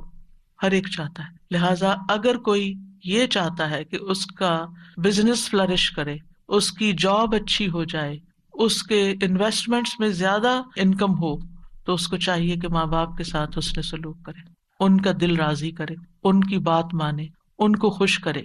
نبی صلی اللہ علیہ وسلم نے فرمایا جس شخص کو یہ بات پسند ہو کہ اس کی عمر میں برکت اور رزق میں اضافہ ہو جائے، یہاں اضافہ ان یزاد لہ فی رزقی، رزق زیادہ ہو جائے، اسے چاہیے کہ اپنے والدین کے ساتھ نیکی کرے اور ان کے ساتھ صلہ رحمی کیا کرے، یعنی ان کے ساتھ تعلق قائم رکھے، رشتہ جوڑ کر رکھے۔ والدین کی خدمت کا ایک اور فائدہ کیا ہے کہ والدین کے قدموں کے نیچے جنت ہے۔ والدین سے حسن سلوک جنت میں داخلے کا باعث ہے۔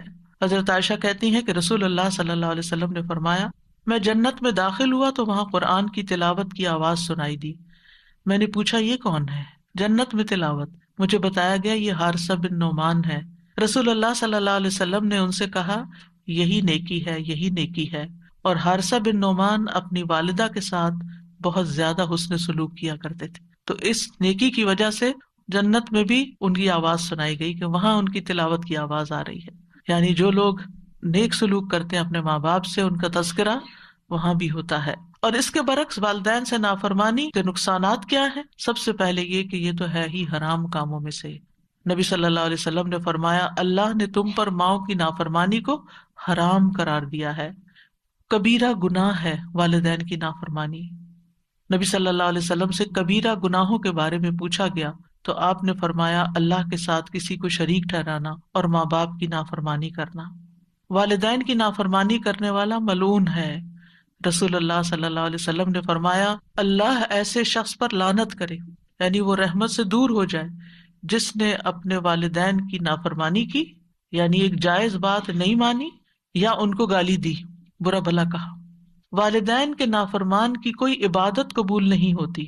رسول اللہ صلی اللہ علیہ وسلم نے فرمایا 3 لوگ ہیں جن کی نہ فرض عبادت قبول ہوتی ہے نہ نفل قبول ہوتی ہے، ان میں سے ایک والدین کا نافرمان اور بد سلوک، یعنی بات بھی نہیں مانتا اور سلوک بھی اچھا نہیں کرتا، دوسرے احسان جتانے والا، تیسرے تقدیر کو جھٹلانے والا۔ پھر والد کی ناراضگی اللہ کی ناراضگی ہے۔ نبی صلی اللہ علیہ وسلم نے فرمایا رب کی رضامندی باپ کی رضامندی میں ہے اور رب کی ناراضگی باپ کی ناراضگی میں ہے۔ والدین کی نافرمانی سے عمر گھٹ جاتی ہے۔ کعب کہتے ہیں اللہ اس بندے کو جلد ہلاک کر دیتا ہے جو اپنے ماں باپ کا نافرمان ہوتا ہے تاکہ اس کو جلدی عذاب دے سکے، یعنی قبر میں اور آگے آخرت میں۔ اور جب بندہ اپنے والدین کا فرما بردار ہوتا ہے تو اللہ اس بندے کی عمر کو بڑھا دیتا ہے تاکہ وہ نیکی اور خیر میں اور زیادہ اضافہ کر سکے، یعنی جتنی جتنی انسان کی عمر لمبی ہوتی ہے اس کو نیکی کرنے کے زیادہ موقع مل جاتے ہیں، اتنے رمضان زیادہ اس کی زندگی میں، اتنی نمازیں اس کی زندگی میں زیادہ، اتنی قرآن کی تلاوت، صدقہ خیرات بڑھتا ہی چلا جاتا ہے۔ سلف صالحین کہتے ہیں جو اپنے والدین کی نافرمانی کرتا ہے اس کی اولاد بھی اس کی نافرمان بن جاتی ہے۔ والدین کے نافرمان کے لیے قبر میں بھی سزا ہے۔ عوام بن حوشب رضی اللہ عنہ یہ صحابی ہیں، وہ کہتے ہیں میں ایک دفعہ کسی بستی میں گیا، وہاں پڑاؤ کیا، اس کے پاس ایک قبرستان تھا، عصر کی نماز کا وقت ہوا تو وہاں سے ایک قبر پھٹی، یعنی قبر کھل گئی اور ایک آدمی نمودار ہوا، اس کا سر گدھے کی سر کی طرح تھا اور جسم انسان کے جسم کی طرح تھا۔ وہ 3 دفعہ ہینگا یعنی گدھے کی آواز نکالی، پھر قبر اس کے اوپر مل گئی۔ تو گاؤں میں ایک عمر رسیدہ عورت اون کاٹ رہی تھی، تو ایک عورت نے کہا وہ بوڑھی عورت دیکھ رہے ہو؟ میں نے کہا ہاں، اسے کیا ہے؟ اس نے کہا وہ اس کی ماں ہے۔ میں نے پوچھا اس کا قصہ کیا ہے؟ اس نے بتایا کہ یہ شراب پیتا تھا، جب وہ جانے لگتا تو ماں کہتی اے بیٹے اللہ سے ڈر جاؤ، کب تک تم شراب پیتے رہو گے؟ اس نے کہا تم ایسے ہی ہینگتی رہتی ہو جیسے گدھا ہینگتا ہے۔ جیسے عام طور پہ بچے ماں باپ کو واپس سنا دیتے کہ آپ گرمبل کرتے ہیں، آپ یہ کرتے ہیں، آپ وہ کرتے ہیں، تو اس نے ماں کی نصیحت کو کیا کہا، گدھے کی طرح ہینگتی ہو۔ پھر وہ عصر کے بعد فوت ہو گیا۔ تو یہ وہ بندہ ہے جو ہر روز اپنی قبر سے نکلتا ہے، 3 دفعہ ہینگتا ہے، پھر قبر اس پر مل جاتی ہے۔ اتنی بڑی عبرت. والدین کی نافرمانی کا نقصان کیا ہے کہ ایسا شخص جنت میں داخل نہیں ہوگا. نبی صلی اللہ علیہ وسلم نے فرمایا 3 آدمی جنت میں داخل نہ ہوں گے، نہ ہی قیامت کے دن اللہ ان کی طرف دیکھے گا. نمبر 1 والدین کا نافرمان، نمبر 2 مردوں کی مشابہت اختیار کرنے والی عورت، یعنی ہے عورت، اللہ نے اس کو عورت پیدا کیا اور وہ مرد بنی پھرتی ہے. اور تیسرے دیوس، یعنی وہ بغیرت انسان جو اپنے گھر والوں میں بے حیائی کو دیکھتا ہے اور اس کو برا نہیں لگتا. اور قیامت کے دن ان 3 آدمیوں کی طرف اللہ تعالیٰ دیکھے گا بھی نہیں. ایک والدین کا نافرمان، دوسرے عادی شرابی، اور تیسرے دے کر احسان جتانے والا. تو پھر والدین کے ساتھ کیا جائے، کیسے ان کو راضی کیا جائے، کیسے ان کا حق ادا کیا جائے، کیسے حسن سلوک کیا جائے؟ اس میں سب سے پہلی بات یہ ہے کہ ان کی خدمت کی جائے. اگر وہ زندہ ہے تو پھر ان کے کام کیے جائیں. پھر دوسری بات یہ کہ جائز کاموں میں ان کی اطاعت کی جائے اور نافرمانی نہ کی جائے. ہاں اگر کوئی ناجائز بات وہ کہتے ہیں تو وہ نہ مانی جائے. پھر یہ کہ ایسے کام کیے جائیں کہ والدین کے دل سے دعائیں نکلیں. نبی صلی اللہ علیہ وسلم نے فرمایا 3 قسم کے لوگوں کی دعائیں قبول ہوتی ہیں اور ان کی قبولیت میں کوئی شک نہیں. ان میں سے ایک والد کی دعا جو وہ اپنی اولاد کے لیے کرتا ہے، اور وہ کب کرے گا؟ جب اس کا دل خوش ہوگا اولاد کی طرف سے. پھر اور والدین کو رلانے سے باز رہنا چاہیے، یعنی ماں باپ کو رونے نہیں دینا چاہیے. کوئی ایسی بات، کوئی ایسا کام، کوئی ایسا طریقہ نہیں اختیار کرنا چاہیے کہ ماں باپ رونا شروع کر دیں. ایک آدمی رسول اللہ صلی اللہ علیہ وسلم کی خدمت میں حاضر ہوا اور کہنے لگا میں ہجرت پر آپ سے بیعت کرنے آیا ہوں اور اپنے والدین کو روتا ہوا چھوڑ کے آیا. وہ تو یہ بتا رہا تھا نا کہ میں نے اتنا بڑا کام کیا. آپ نے فرمایا واپس جاؤ، جیسے تم نے انہیں رلایا اسی طرح انہیں ہنساؤ. پھر اسی طرح والدین سے اگر کوئی غلطی ہو جائے تو ان کو رسوا نہ کیا جائے، ان کی برائیاں نہ کی جائیں. افسوس ان لوگوں پر جو دائیں بائیں ہر طرف اپنے ماں باپ کی شکایتیں کر رہے ہوتے ہیں اور ان کو برا بھلا کہہ رہے ہوتے ہیں. پھر والدین پر خرچ کرنا چاہیے. قرآن مجید میں اللہ تعالیٰ فرماتے سورۃ البقرہ میں 215 یسألونک ماذا ينفقون قل ما انفقتم من خیر فللوالدین والاقربین والیتامى والمساکین وابن السبیل وما تفعلوا من خیر فإن اللہ بہ علیم. وہ آپ سے پوچھتے ہیں کیا چیز خرچ کریں، کہو تم خیر میں سے جو بھی خرچ کرو تو وہ ماں باپ اور زیادہ قرابت والوں اور یتیموں اور مسکینوں اور مسافروں کے لیے، اور تم نیکی میں سے جو کچھ بھی کرو گے بے شک اللہ اسے خوب جاننے والا ہے. یعنی جب خرچ کرنے لگو تو پہلے ماں باپ کا حصہ، پہلے ان کی ضروریات دیکھو. اگر وہ ضرورت مند ہے تو پہلے انہیں دو اور پھر کسی اور کو دو. بعض اوقات ہم چیریٹی کے کاموں میں خوب دیتے رہتے ہیں، اس مسکین کو دے رہے ہیں، اس غریب کو دے رہے ہیں، اس فقیر کو دے رہے ہیں، اس کام میں لگا رہے ہیں، اس کام میں لگا رہے ہیں، اور ماں باپ منہ دیکھ رہے ہیں، وہ اپنی ضروریات کے لیے ترس رہے ہیں. اور پھر بعض اوقات بچے تو ضد لگا دیتے ہیں وہ فلاں بھائی دے نا، میں ہی کیوں دوں. نہیں، جتنا ان کو دو گے اس سے زیادہ واپس آئے گا تمہارے پاس. پھر بعض یہ کہتے ہیں ان کے پاس تو آلریڈی بہت کچھ ہے، بھلے ہو پھر بھی ہمارا کام ہے دینا. بعض کہتے ہیں ہم ان کو دیتے ہیں پھر وہ آگے صدقہ کر دیتی ہیں، بھلے صدقہ کرتی رہیں. بعض کہتے ہیں ہم ان کو دیتے ہیں اور وہ فلاں خالہ کو یا فلاں پھپھی کو دے دیتی ہیں جن سے ہماری نہیں بنتی. نہ بنے آپ کی، وہ جس کو چاہے دیں. اس میں ہمیں یہ نہیں دیکھنا چاہیے کہ ہماری پسند یا ہماری چوائس کیا ہے یا ہمیں کیا فائدہ ہو رہا ہے اس سے. ہمیں بس سب سے بڑا فائدہ یہ کہ ہمارے رب کا حکم پورا ہو رہا ہے اور وہ راضی ہو رہا ہے. وہ اس پیسے سے آگے جو بھی کرے، الا یہ کہ اگر آپ سمجھے کہ کسی حرام کام میں لگا رہے ہیں تو وہ اور بات ہے، ورنہ ادروائز اگر آپ صدقہ بھی کرنا چاہتے ہیں تو آپ ان کے ہاتھ میں دیں، آپ صدقہ کیجیے. اور اگر وہ دنیا سے گزر چکے ہیں تو ان کی طرف سے پھر وہ جو زندگی میں آپ ان کو دیتے تھے نا، تو مرنے کے بعد بھی آپ ان کی طرف سے صدقہ کرتے رہیں. کیونکہ زندگی میں تو والدین کے ساتھ بعض اوقات بچے کہتے ہیں کہ چلو ماں باپ ہم سے خوش ہوں گے تو ہمیں بھی کچھ ملے گا، یا اچھا فیل کرتے ہیں. لیکن جب وہ فوت ہو جاتے ہیں اور آنکھوں سے اوجھل ہو جاتے ہیں اور اپنے ہاتھوں سے ان کو دفنا کے آ جاتے ہیں تو پھر اس وقت ہم آہستہ آہستہ بھولنے لگتے ہیں. نہیں، ان کو تب بھی نہیں بھولنا اور ان کی طرف سے صدقہ خیرات کرتے رہنا ہے. پھر یہ کہ اگر اپنے پاس نہیں تو ایسی صورت میں کمائی کر کے، محنت کر کے ان پہ خرچ کیا جائے. طارق محربی کہتے ہیں ہم مدینہ آئے تو رسول اللہ صلی اللہ علیہ وسلم ممبر پر کھڑے لوگوں سے خطاب فرما رہے تھے. آپ فرما رہے تھے دینے والے کا ہاتھ اونچا ہوتا ہے اور سب سے پہلے تم اسے دو جس کی کفالت کے تم ذمہ دار ہو. یعنی اپنے بچوں پر، اولاد پہ خرچ کرو جو ان کی بیسک نیڈز ہیں. اپنی ماں کو دو، اپنے باپ کو دو، اپنی بہن کو دو، اپنے بھائی کو دو. پھر اپنے قریبی رشتے دار کو دو جو تمہارے قریبی ہو. یہ ترتیب بتا دی گئی. یعنی بیسک نیسیسٹیز گھر کی پوری کر کے پھر ماں سے شروع کر کے پھر باپ، پھر بہن، پھر بھائی، پھر قریبی رشتے دار، اور پھر جو تمہارے آس پاس قریب کے لوگ ہوں. اور اگر نہیں تو محنت کر کے دو. کہمس ایک بزرگ تھے، وہ پینٹ کے مسالے بنانے والے کارخانے میں کام کرتے تھے اور اس کے بدلے ان کو 1/3 درہم ملتا تھا.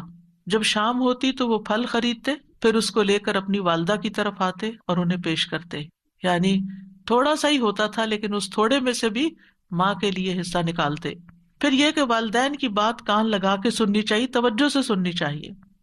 محمد بن سیرین اپنی والدہ کے لیے جب لباس خریدتے تو سب سے زیادہ نرم لباس خریدتے تھے. جب عید آتی تو اپنی والدہ کا لباس خود رنگتے بھی تھے اور اپنی آواز کو کبھی اپنی والدہ پر بلند نہ کرتے تھے. اور وہ اپنی والدہ سے جب بھی بات کرتے ایسا لگتا تھا وہ کان لگا کر ان سے بات کر رہے ہیں.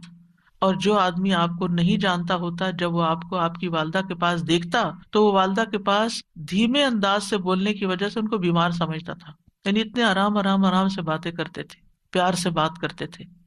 پھر نیکی کرنے کے بعد ماں باپ کو ثواب پہنچانا. ربیع بن خثیم راستے سے تکلیف دہ چیز کو ہٹاتے اور کہتے یا اللہ اس کا اجر میری والدہ اور میرے والد کو ملے.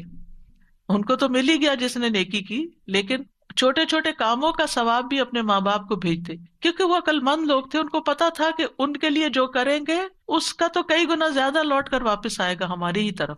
تو وہ اس کو اپنی سعادت سمجھتے تھے. والدین دنیا سے چلے جائیں تو پھر بھی ان کے حقوق ادا کرنے چاہیے. سب سے پہلے تو ان کے لیے دعائیں. رسول اللہ صلی اللہ علیہ وسلم نے فرمایا مرنے کے بعد انسان کے اعمال کا سلسلہ منقطع ہو جاتا ہے سوائے 3 چیزوں کے جن کا ثواب میت کو پہنچتا رہتا ہے. صدقہ جاریہ کہ جو انسان اپنی زندگی میں خود اپنے ہاتھ سے اپنا مال کسی صدقہ جاریہ کے پروجیکٹ میں لگا جائے، جب تک وہ پروجیکٹ چلتا رہتا ہے آپ کو ثواب پہنچتا رہے گا. دوسرا، لوگوں کو فائدہ دینے والا علم جس سے لوگوں کی زندگی میں کوئی تبدیلی آئے، ان کی زندگی آسان ہو. تیسرے، نیک اولاد جو اس کے لیے دعا کرتی ہے. یعنی سب سے بڑا حق مرنے کے بعد کیا ہے کہ ماں باپ کے لیے دعائیں کرتے رہیں، خصوصاً ان کے گناہوں کی بخشش، استغفار. رسول اللہ صلی اللہ علیہ وسلم نے فرمایا بے شک اللہ عز و جل جنت میں ایک نیک آدمی کے درجے کو بلند کرتا ہے تو پوچھتا ہے اے میرے رب میرے درجات کہاں سے آئے؟ اللہ تعالیٰ فرماتا ہے تیرے حق میں تیری اولاد کے استغفار کی برکت سے. یعنی آگے ان کے درجے بڑھتے رہتے ہیں. ان کی طرف سے صدقہ کیا جائے. ایک آدمی نے عرض کیا میرے والد فوت ہو گئے اور انہوں نے مال چھوڑا لیکن وصیت نہیں کی، اگر میں ان کی طرف سے صدقہ کروں تو ان کے گناہ معاف ہو جائیں گے؟ آپ نے فرمایا ہاں. ایک اور آدمی نبی صلی اللہ علیہ وسلم کے پاس آیا، عرض کیا یا رسول اللہ صلی اللہ علیہ وسلم میری والدہ بغیر وصیت کیے اچانک فوت ہو گئی ہیں اور میرا گمان ہے کہ اگر وہ بات کرتی تو صدقہ کرتی، تو اگر میں ان کی طرف سے صدقہ کروں تو کیا ان کو اجر ملے گا؟ آپ نے فرمایا ہاں.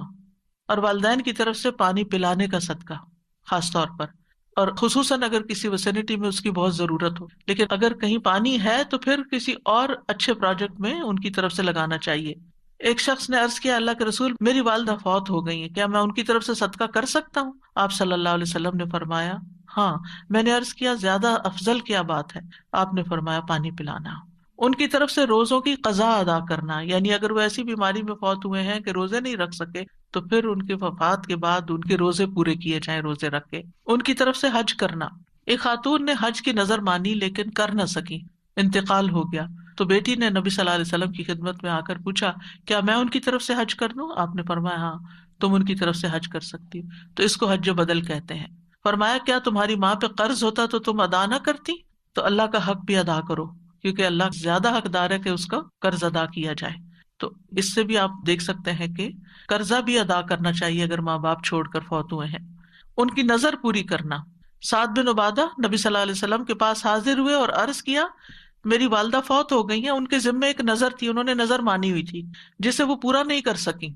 آپ نے فرمایا تم ان کی طرف سے پورا کر دو. یعنی اولاد کو ماں باپ کے وعدے، نظر اور ان تمام چیزوں کو بھی پورا کرنا چاہیے. والدین کے دوستوں کے ساتھ نیکی کرنی چاہیے. یعنی اگر اپنے والدین حیات نہیں تو سوچئے کہ کون کون ایسے لوگ ہیں جو آپ کے ماں باپ کے بہت قریبی دوست ہیں. اگر وہ زندہ ہیں تو رمضان ہے ان کا حال چال پوچھیے، پھر عید آئے گی تو عید کی مبارک بھیجیے، ضرورت مند ہے تو کچھ پیسے بھجوا دیجیے گفٹ کے طور پر. یعنی کسی بھی طرح سے آپ ان کی خبر لے سکتے ہیں.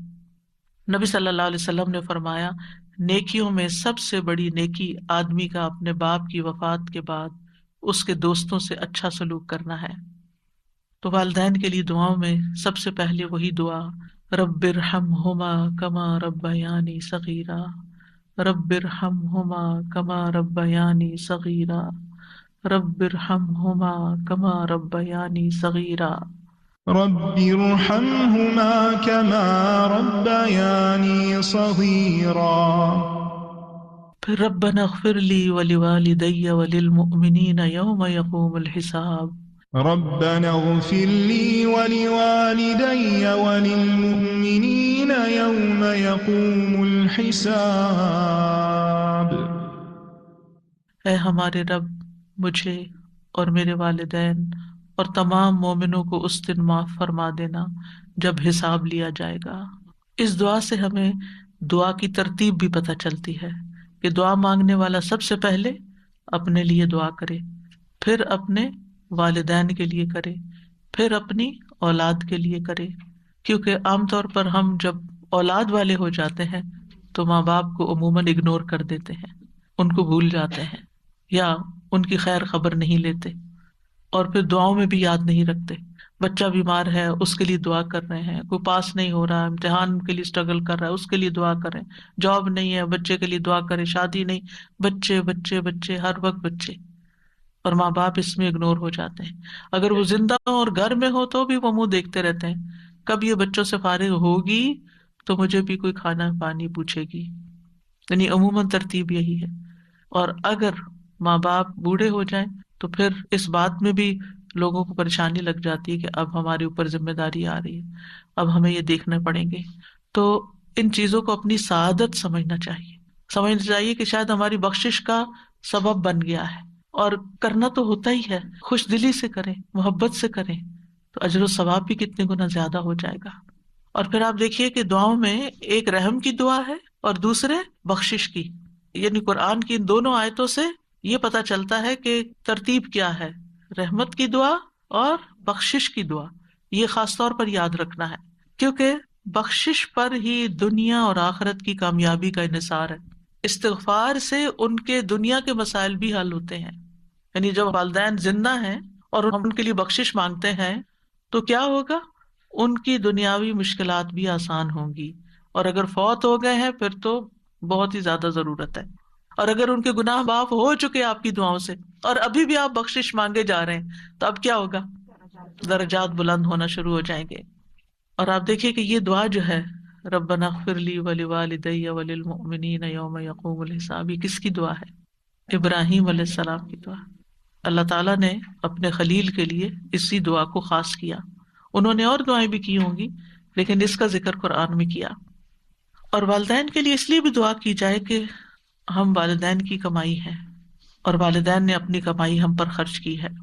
اور پھر غائبانہ دعا، ایک ہوتا ہے کہ آپ کے والدین زندہ ہیں اور آپ ان کے سامنے یا آپ ان کو فون پہ یا آپ ان کو میسج پر دعائیں دیں، اور ایک یہ ہے کہ وہ جا چکے ہیں، اب وہ تو آپ سے تقاضا بھی نہیں کر سکتے کہ بچوں مجھے یاد رکھنا دعا میں، آپ ان کے لیے غائبانہ دعا کر رہے ہیں۔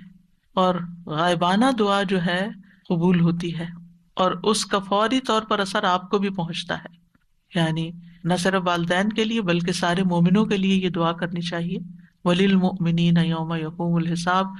تو جب آپ سارے مومنوں کے لیے دعا کر رہے ہیں تو جتنی ان کی بخشش ہوگی اس کا اجر بھی آپ کو ملے گا، اور پلٹ کر واپس آپ کی بھی بخشش ہو جائے گی۔ اور پھر اگر زندہ ہے تو یاد رکھیے دعا کرنا محبت کو بڑھانے کا ذریعہ ہوتا ہے۔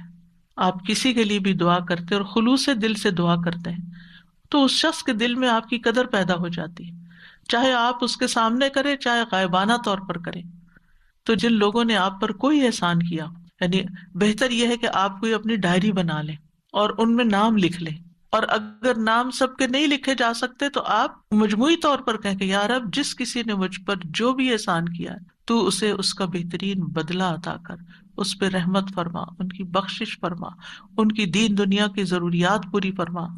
بعض اوقات ہم ہر ایک کے احسان کا بدلہ نہیں دے سکتے لیکن دعا کی شکل میں ہم ان کے کسی نہ کسی طرح کام آ سکتے ہیں، تو یہ محبت بڑھانے اور آپس کے تعلقات کو اچھا کرنے کا ذریعہ بھی ہے۔ اور پھر یہ ہے کہ دنیا کے امور کے ساتھ ساتھ آخرت کی دعائیں ضرور مانگنی چاہیے. یوم یقوم الحساب کی بات ہوئی ہے یہاں پر، کیونکہ عام طور پر ہم کسی کو دنیا میں بیمار دیکھتے ہیں تو ہم اس کی شفا کی دعا کر لیتے ہیں. اگر اس کی زندگی میں مال کی کمی ہے تو ہم کہتے ہیں اللہ اس کو وسیع رزق عطا کر. اگر کسی اور چیز کی کمی ہے، کوئی پریشانی ہے، کوئی دکھ تکلیف کسی کو لاحق ہو گئی ہے تو ہم اس کے دور کرنے کے لیے دعا کر لیتے ہیں. لیکن ہم بھول جاتے ہیں کہ آخرت کی مشکلات سب سے بڑی ہیں، اس کے لیے دعا کریں. اور پھر آپ دیکھیے کہ شرعی دعائیں جو ہیں، جو آپ کو یہاں میں ان پروگرامز میں بتا رہی ہوں، یہ بڑی جامع دعائیں ہیں.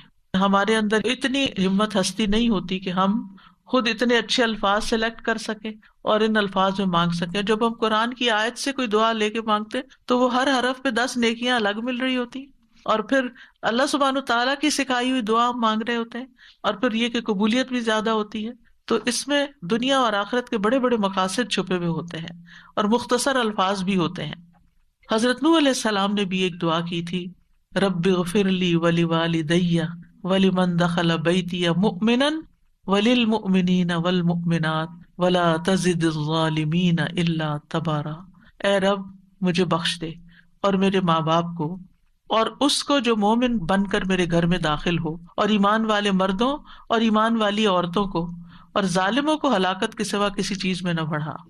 تو انہوں نے جہاں دعائیں کی وہاں ظالموں کے لیے بد دعا بھی کی، کیونکہ ان کی قوم 950 سال کی تبلیغ کے بعد بھی حد سے بڑھ گئی تھی. اب اس کا خاتمہ ضروری ہو گیا تھا، کیونکہ انہوں نے کہا کہ ولا یلد الا فاجرا کفارا، ان کی تو اولادیں بھی بڑی نافرمان اور ناشکری ہیں، کہیں سے کوئی خیر نظر ہی نہیں آ رہی. تو بہتر ہے اس نسل کو، اس قوم کو اب ملیا میٹ کر دیا جائے. پھر ہے سورۃ النمل میں حضرت سلیمان علیہ السلام کی دعا، رب اوزعنی ان اشکر نعمتک التی انعمت علی وعلی والدی وان اعمل صالحا ترضاہ وادخلنی برحمتک فی عبادک الصالحین. اے میرے رب مجھے توفیق دے کہ میں تیری اس نعمت کا شکر ادا کر سکوں جو تو نے مجھے اور میرے والدین کو عطا کی، اور اس بات کی بھی کہ میں ایسے اچھے عمل کروں جو تجھے پسند ہو، اور اپنی رحمت سے مجھے اپنے صالح بندوں میں داخل فرما. رب أوزعني أن أشكر نعمتك التي أنعمت علي وعلى والدي وأن أعمل صالحا ترضاه وأدخلني برحمتك في عبادك الصالحين. آمین. آپ کو معلوم ہے کہ یہ دعا سلیمان علیہ السلام نے کی تھی. سورۃ النمل میں آتا ہے یہاں تک کہ جب وہ چیونٹیوں کی وادی میں آئے تو ایک چیونٹی کہنے لگی، اے چیونٹیوں اپنے گھروں میں داخل ہو جاؤ، سلیمان اور اس کے لشکر تمہیں کچل نہ ڈالیں اور وہ اس کا شعور بھی نہ رکھتے ہوں. تو اس کی بات سے سلیمان علیہ السلام ہنستے ہوئے مسکرا دیے اور کہنے لگے، اے میرے رب مجھے توفیق دے کہ میں تیری ان نعمتوں کا شکر ادا کروں جو تو نے مجھ پر کی اور میرے والدین پر انعام کی، کیونکہ ان کے والد داؤد علیہ السلام تھے، ان پر بھی اللہ نے بڑے احسان کیے تھے.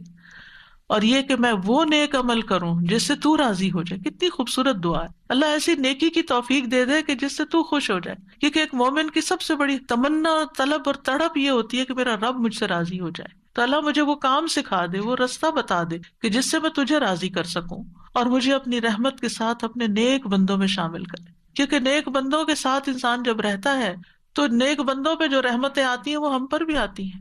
نیک بندوں کے صحبت میں جب انسان ہوتا ہے تو ان سے کوئی نیکی کا سبق ہی لیتا ہے. نیک مجلس میں جب انسان بیٹھ کر جاتا ہے تو اللہ تعالیٰ ان سب کو بخش دیتا ہے. جیسے وہ حدیث سیارہ ہے نا کہ کچھ فرشتے جو ہیں وہ گلیوں بازاروں میں گھومتے رہتے ہیں، پھر جب لوگ ایک جگہ کسی جگہ پر بیٹھ کر مل کر اللہ کو یاد کرتے ہیں تو پھر اس وقت جب مجلس ختم ہوتی ہے تو فرشتے اللہ تعالیٰ کے پاس پہنچتے ہیں. اللہ تعالیٰ پوچھتے ہیں کہ یہ کیا مانگ رہے تھے اور کس چیز سے پناہ مانگ رہے تھے، اور اس وقت فرشتے کہتے ہیں وہ ایک شخص ایسے ہی آ کے وہاں بیٹھ گیا تھا. تو اللہ تعالیٰ کیا فرماتے ہیں کہ یہ وہ لوگ ہیں کہ جن کے ساتھ بیٹھنے والا بھی بدبخت نہیں ہوتا، نامراد نہیں ہوتا، میں نے اس کو بھی بخش دیا، اس کی بھی بخشش ہو گئی. لہٰذا کتنا ضروری ہے کہ ہم ان مجالس کا اہتمام کریں اور ان میں اس نیت سے بھی حاضر ہو کہ یا اللہ یہاں سے نکلے تو ہماری بخشش ہو چکی ہو. تو نیک صحبت دنیا میں بھی خوشی کا باعث ہوتی، کیونکہ نہ انہوں نے آپ کے لیے بدگمانی کرنی، نہ انہوں نے آپ کو کوئی تانے دینے. نہ انہوں نے آپ کی جا کے کہیں غیبت چگلی کرنی، اور نہ انہوں نے آپ کو کوئی دھوکہ فریب دینا. انہوں نے آپ کے ساتھ حسن سلوکی کرنا ہے، اچھا معاملہ ہی کرنا ہے، خیر خواہی کرنی ہے، آپ کو کوئی اچھی بات ہی سکھانی ہے. اور ان کی نیکی کی وجہ سے ان پہ جو رحمت آ رہی ہے اللہ تعالیٰ آپ کو بھی اس میں سے حصہ دے گا، اور ان کی جو بخشش کا وعدہ اللہ نے کیا اللہ تعالیٰ ہمیں بھی اس بخشش میں حصہ دے دے گا. تو اس لیے انسان کو دنیا میں بھی آخرت میں بھی ایسی صحبتوں کی تلاش ہونی چاہیے اور اس کی قدر کرنی چاہیے، اور ان کو کسی قیمت پر ہاتھ سے نہیں جانے دینا چاہیے. اب دیکھیے کہ یوسف علیہ السلام کو اللہ تعالیٰ نے نبوت بھی عطا کی، بادشاہت بھی عطا کی، لیکن انہوں نے کیا مانگا پھر؟ فاطر السماوات والارض انت ولی فی الدنیا والآخرہ توفنی مسلما والحقنی بالصالحین، کہ اللہ مجھے اسلام کی حالت میں فوت کرنا اور نیک لوگوں کا ساتھ دینا. الحقنی بالصالحین. ایک انسان کو دنیا میں یہ دو چیزیں مل جائیں، نبوت اور بادشاہت، اس سے بڑی کوئی چیز دنیا میں ہے؟ دنیا میں ہر چیز ان کے لیے مسخر کر دی گئی. وہ آتا ہے نا سورۃ یوسف میں، اپنے لیے جو چاہے بنا سکتا تھا، بالکل مختار ہو گئے تھے زمین پر، ہر طرح کے احکامات ان کے جاری ہوتے تھے، ان کی کوئی بات ٹالی نہیں جاتی تھی، وہ جو چاہتے کرتے. اور دوسری طرف اللہ کی طرف سے ان کو نبوت کا اعلیٰ درجہ، لیکن ان کے دل میں کیا خواہش ہے؟ دنیا کی نہیں، الحقنی بالصالحین، کہ اللہ نیک لوگوں کا ساتھ دے. تو حضرت سلمان علیہ السلام نے بھی کیا کہا؟ رب اوزعنی. اوزعنی کا لفظ جانے اس کا مطلب ہوتا ہے یا اللہ مجھے روک لے کہ میں تیرے احسان کا شکر ادا کروں، مجھے توفیق دے، یعنی مجھے اس چیز کے لیے پابند کر دے کہ میں ایسا کرتا رہوں. یعنی جس قدر تو نے مجھ پر اور میرے والدین پر احسانات کی بارش کی ہے، اس کی وجہ سے کہیں میرا نفس بے قابو نہ ہو جائے. ہوتا ہے نا جب نعمتیں ملتی، صحت بھی ہو، آپ کی طاقت بھی ہو، ہمت بھی ہو، مال بھی ہو، اور آپ کے ریسورسز بھی ہو، ہر چیز آپ کے لیے آسان ہو. سلیمان علیہ السلام تو صرف انسانوں پہ نہیں، پرندوں، چیونٹیوں اور ہر مخلوق پر حکومت کر رہے تھے. اتنی بڑی حکومت تو کسی انسان کو نہیں ملی. جب انسان کو اتنی نعمتیں مل جائیں تو بعض اوقات انسان کا نفس آپے سے باہر ہو جاتا ہے. تو انہیں کیا کہا؟ یا رب ان نعمتوں کی فراوانی کے ساتھ تو مجھے روک لینا اور اس بات کی توفیق دینا کہ میں ان پہ تیرا شکریہ ادا کرتا رہوں، کہیں میں ان میں سے کسی چیز کے اوپر تکبر نہ کر بیٹھوں، غرور نہ آ جائے، اور میں وہی کام کرتا رہوں جو تجھے پسند ہے. اور پھر آپ دیکھیے کہ احسانات کو یاد کر کے دعا کر رہے ہیں. اللہ تو نے مجھ پر اتنے احسان کیے، یہ بھی دعا کا ایک قرینہ ہے کہ اللہ مجھ پہ تو نے احسان کیا، اللہ تو نے میرے والدین پہ احسان کیے ہیں، اب تو مجھے نیکی کے کاموں کی توفیق دے دے. ایک صحابی اپنی والدہ کے لیے دعا کیا کرتے تھے، اللہم اجعلنی من المقربین واجعل امی من الحور العین. اے اللہ مجھے مقربین میں سے بنا دے اور میری ماں کو حور العین بنا دے. بعض لوگ یہ سمجھتے ہیں کہ قرآن مجید میں یا حدیث میں جہاں حور العین کی بات ہوئی اس سے مراد جنت کی حوریں ہیں، اور اس میں دنیا کی عورتیں جو ہیں ان کے علاوہ کوئی اور مخلوق ہے.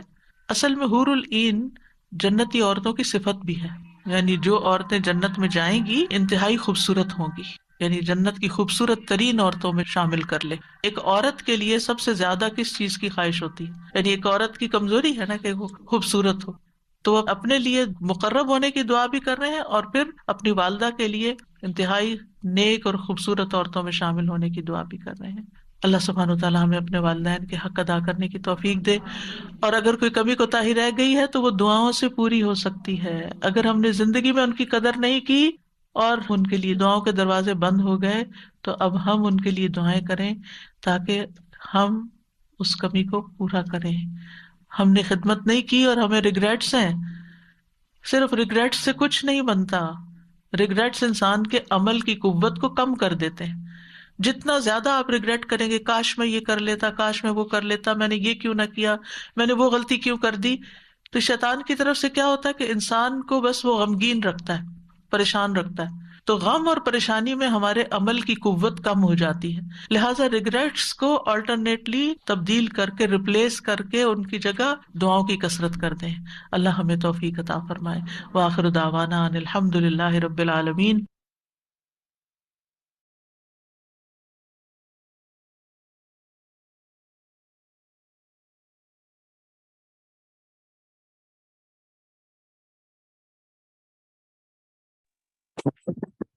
السلام علیکم ورحمۃ اللہ وبرکاتہ. جی جناب، کتنی پیاری باتیں ہم نے سنی والدین کے حوالے سے، ان کی خدمت کے حوالے سے. مجھے امید ہے بہت بہت آپ کے دل پہ اثر ہوا ہوگا اور کچھ نہ کچھ کرنے کو دل چاہ رہا ہوگا.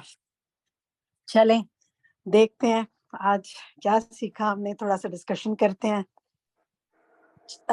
والدین کے ساتھ احسان اور حسن سلوک کی آج کافی بات ہوئی اور ان کے حقوق کی بات ہوئی، تو کچھ بتائیں آپ کیا سمجھ میں آیا؟ ایک ایک بات بتائیں، چلیں دو بتائیں، دو باتیں بتائیں۔ شبانہ آپ بتائیں، کیا دو باتیں آپ کو سمجھ میں آئی حسن سلوک اور حقوق کے حوالے سے؟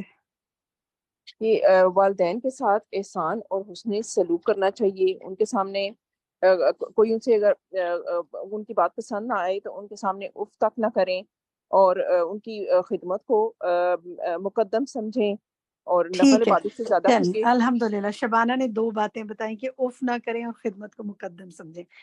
اس کے علاوہ اور جو وہ اس کو ریپیٹ نہیں آپ نے کرنا، اس کے علاوہ بتائیں فرحت کوئی اور بات آپ کو سمجھ میں آئی، کوئی دو اور باتیں؟ جی فرحت عمران جی فرحت مسعود،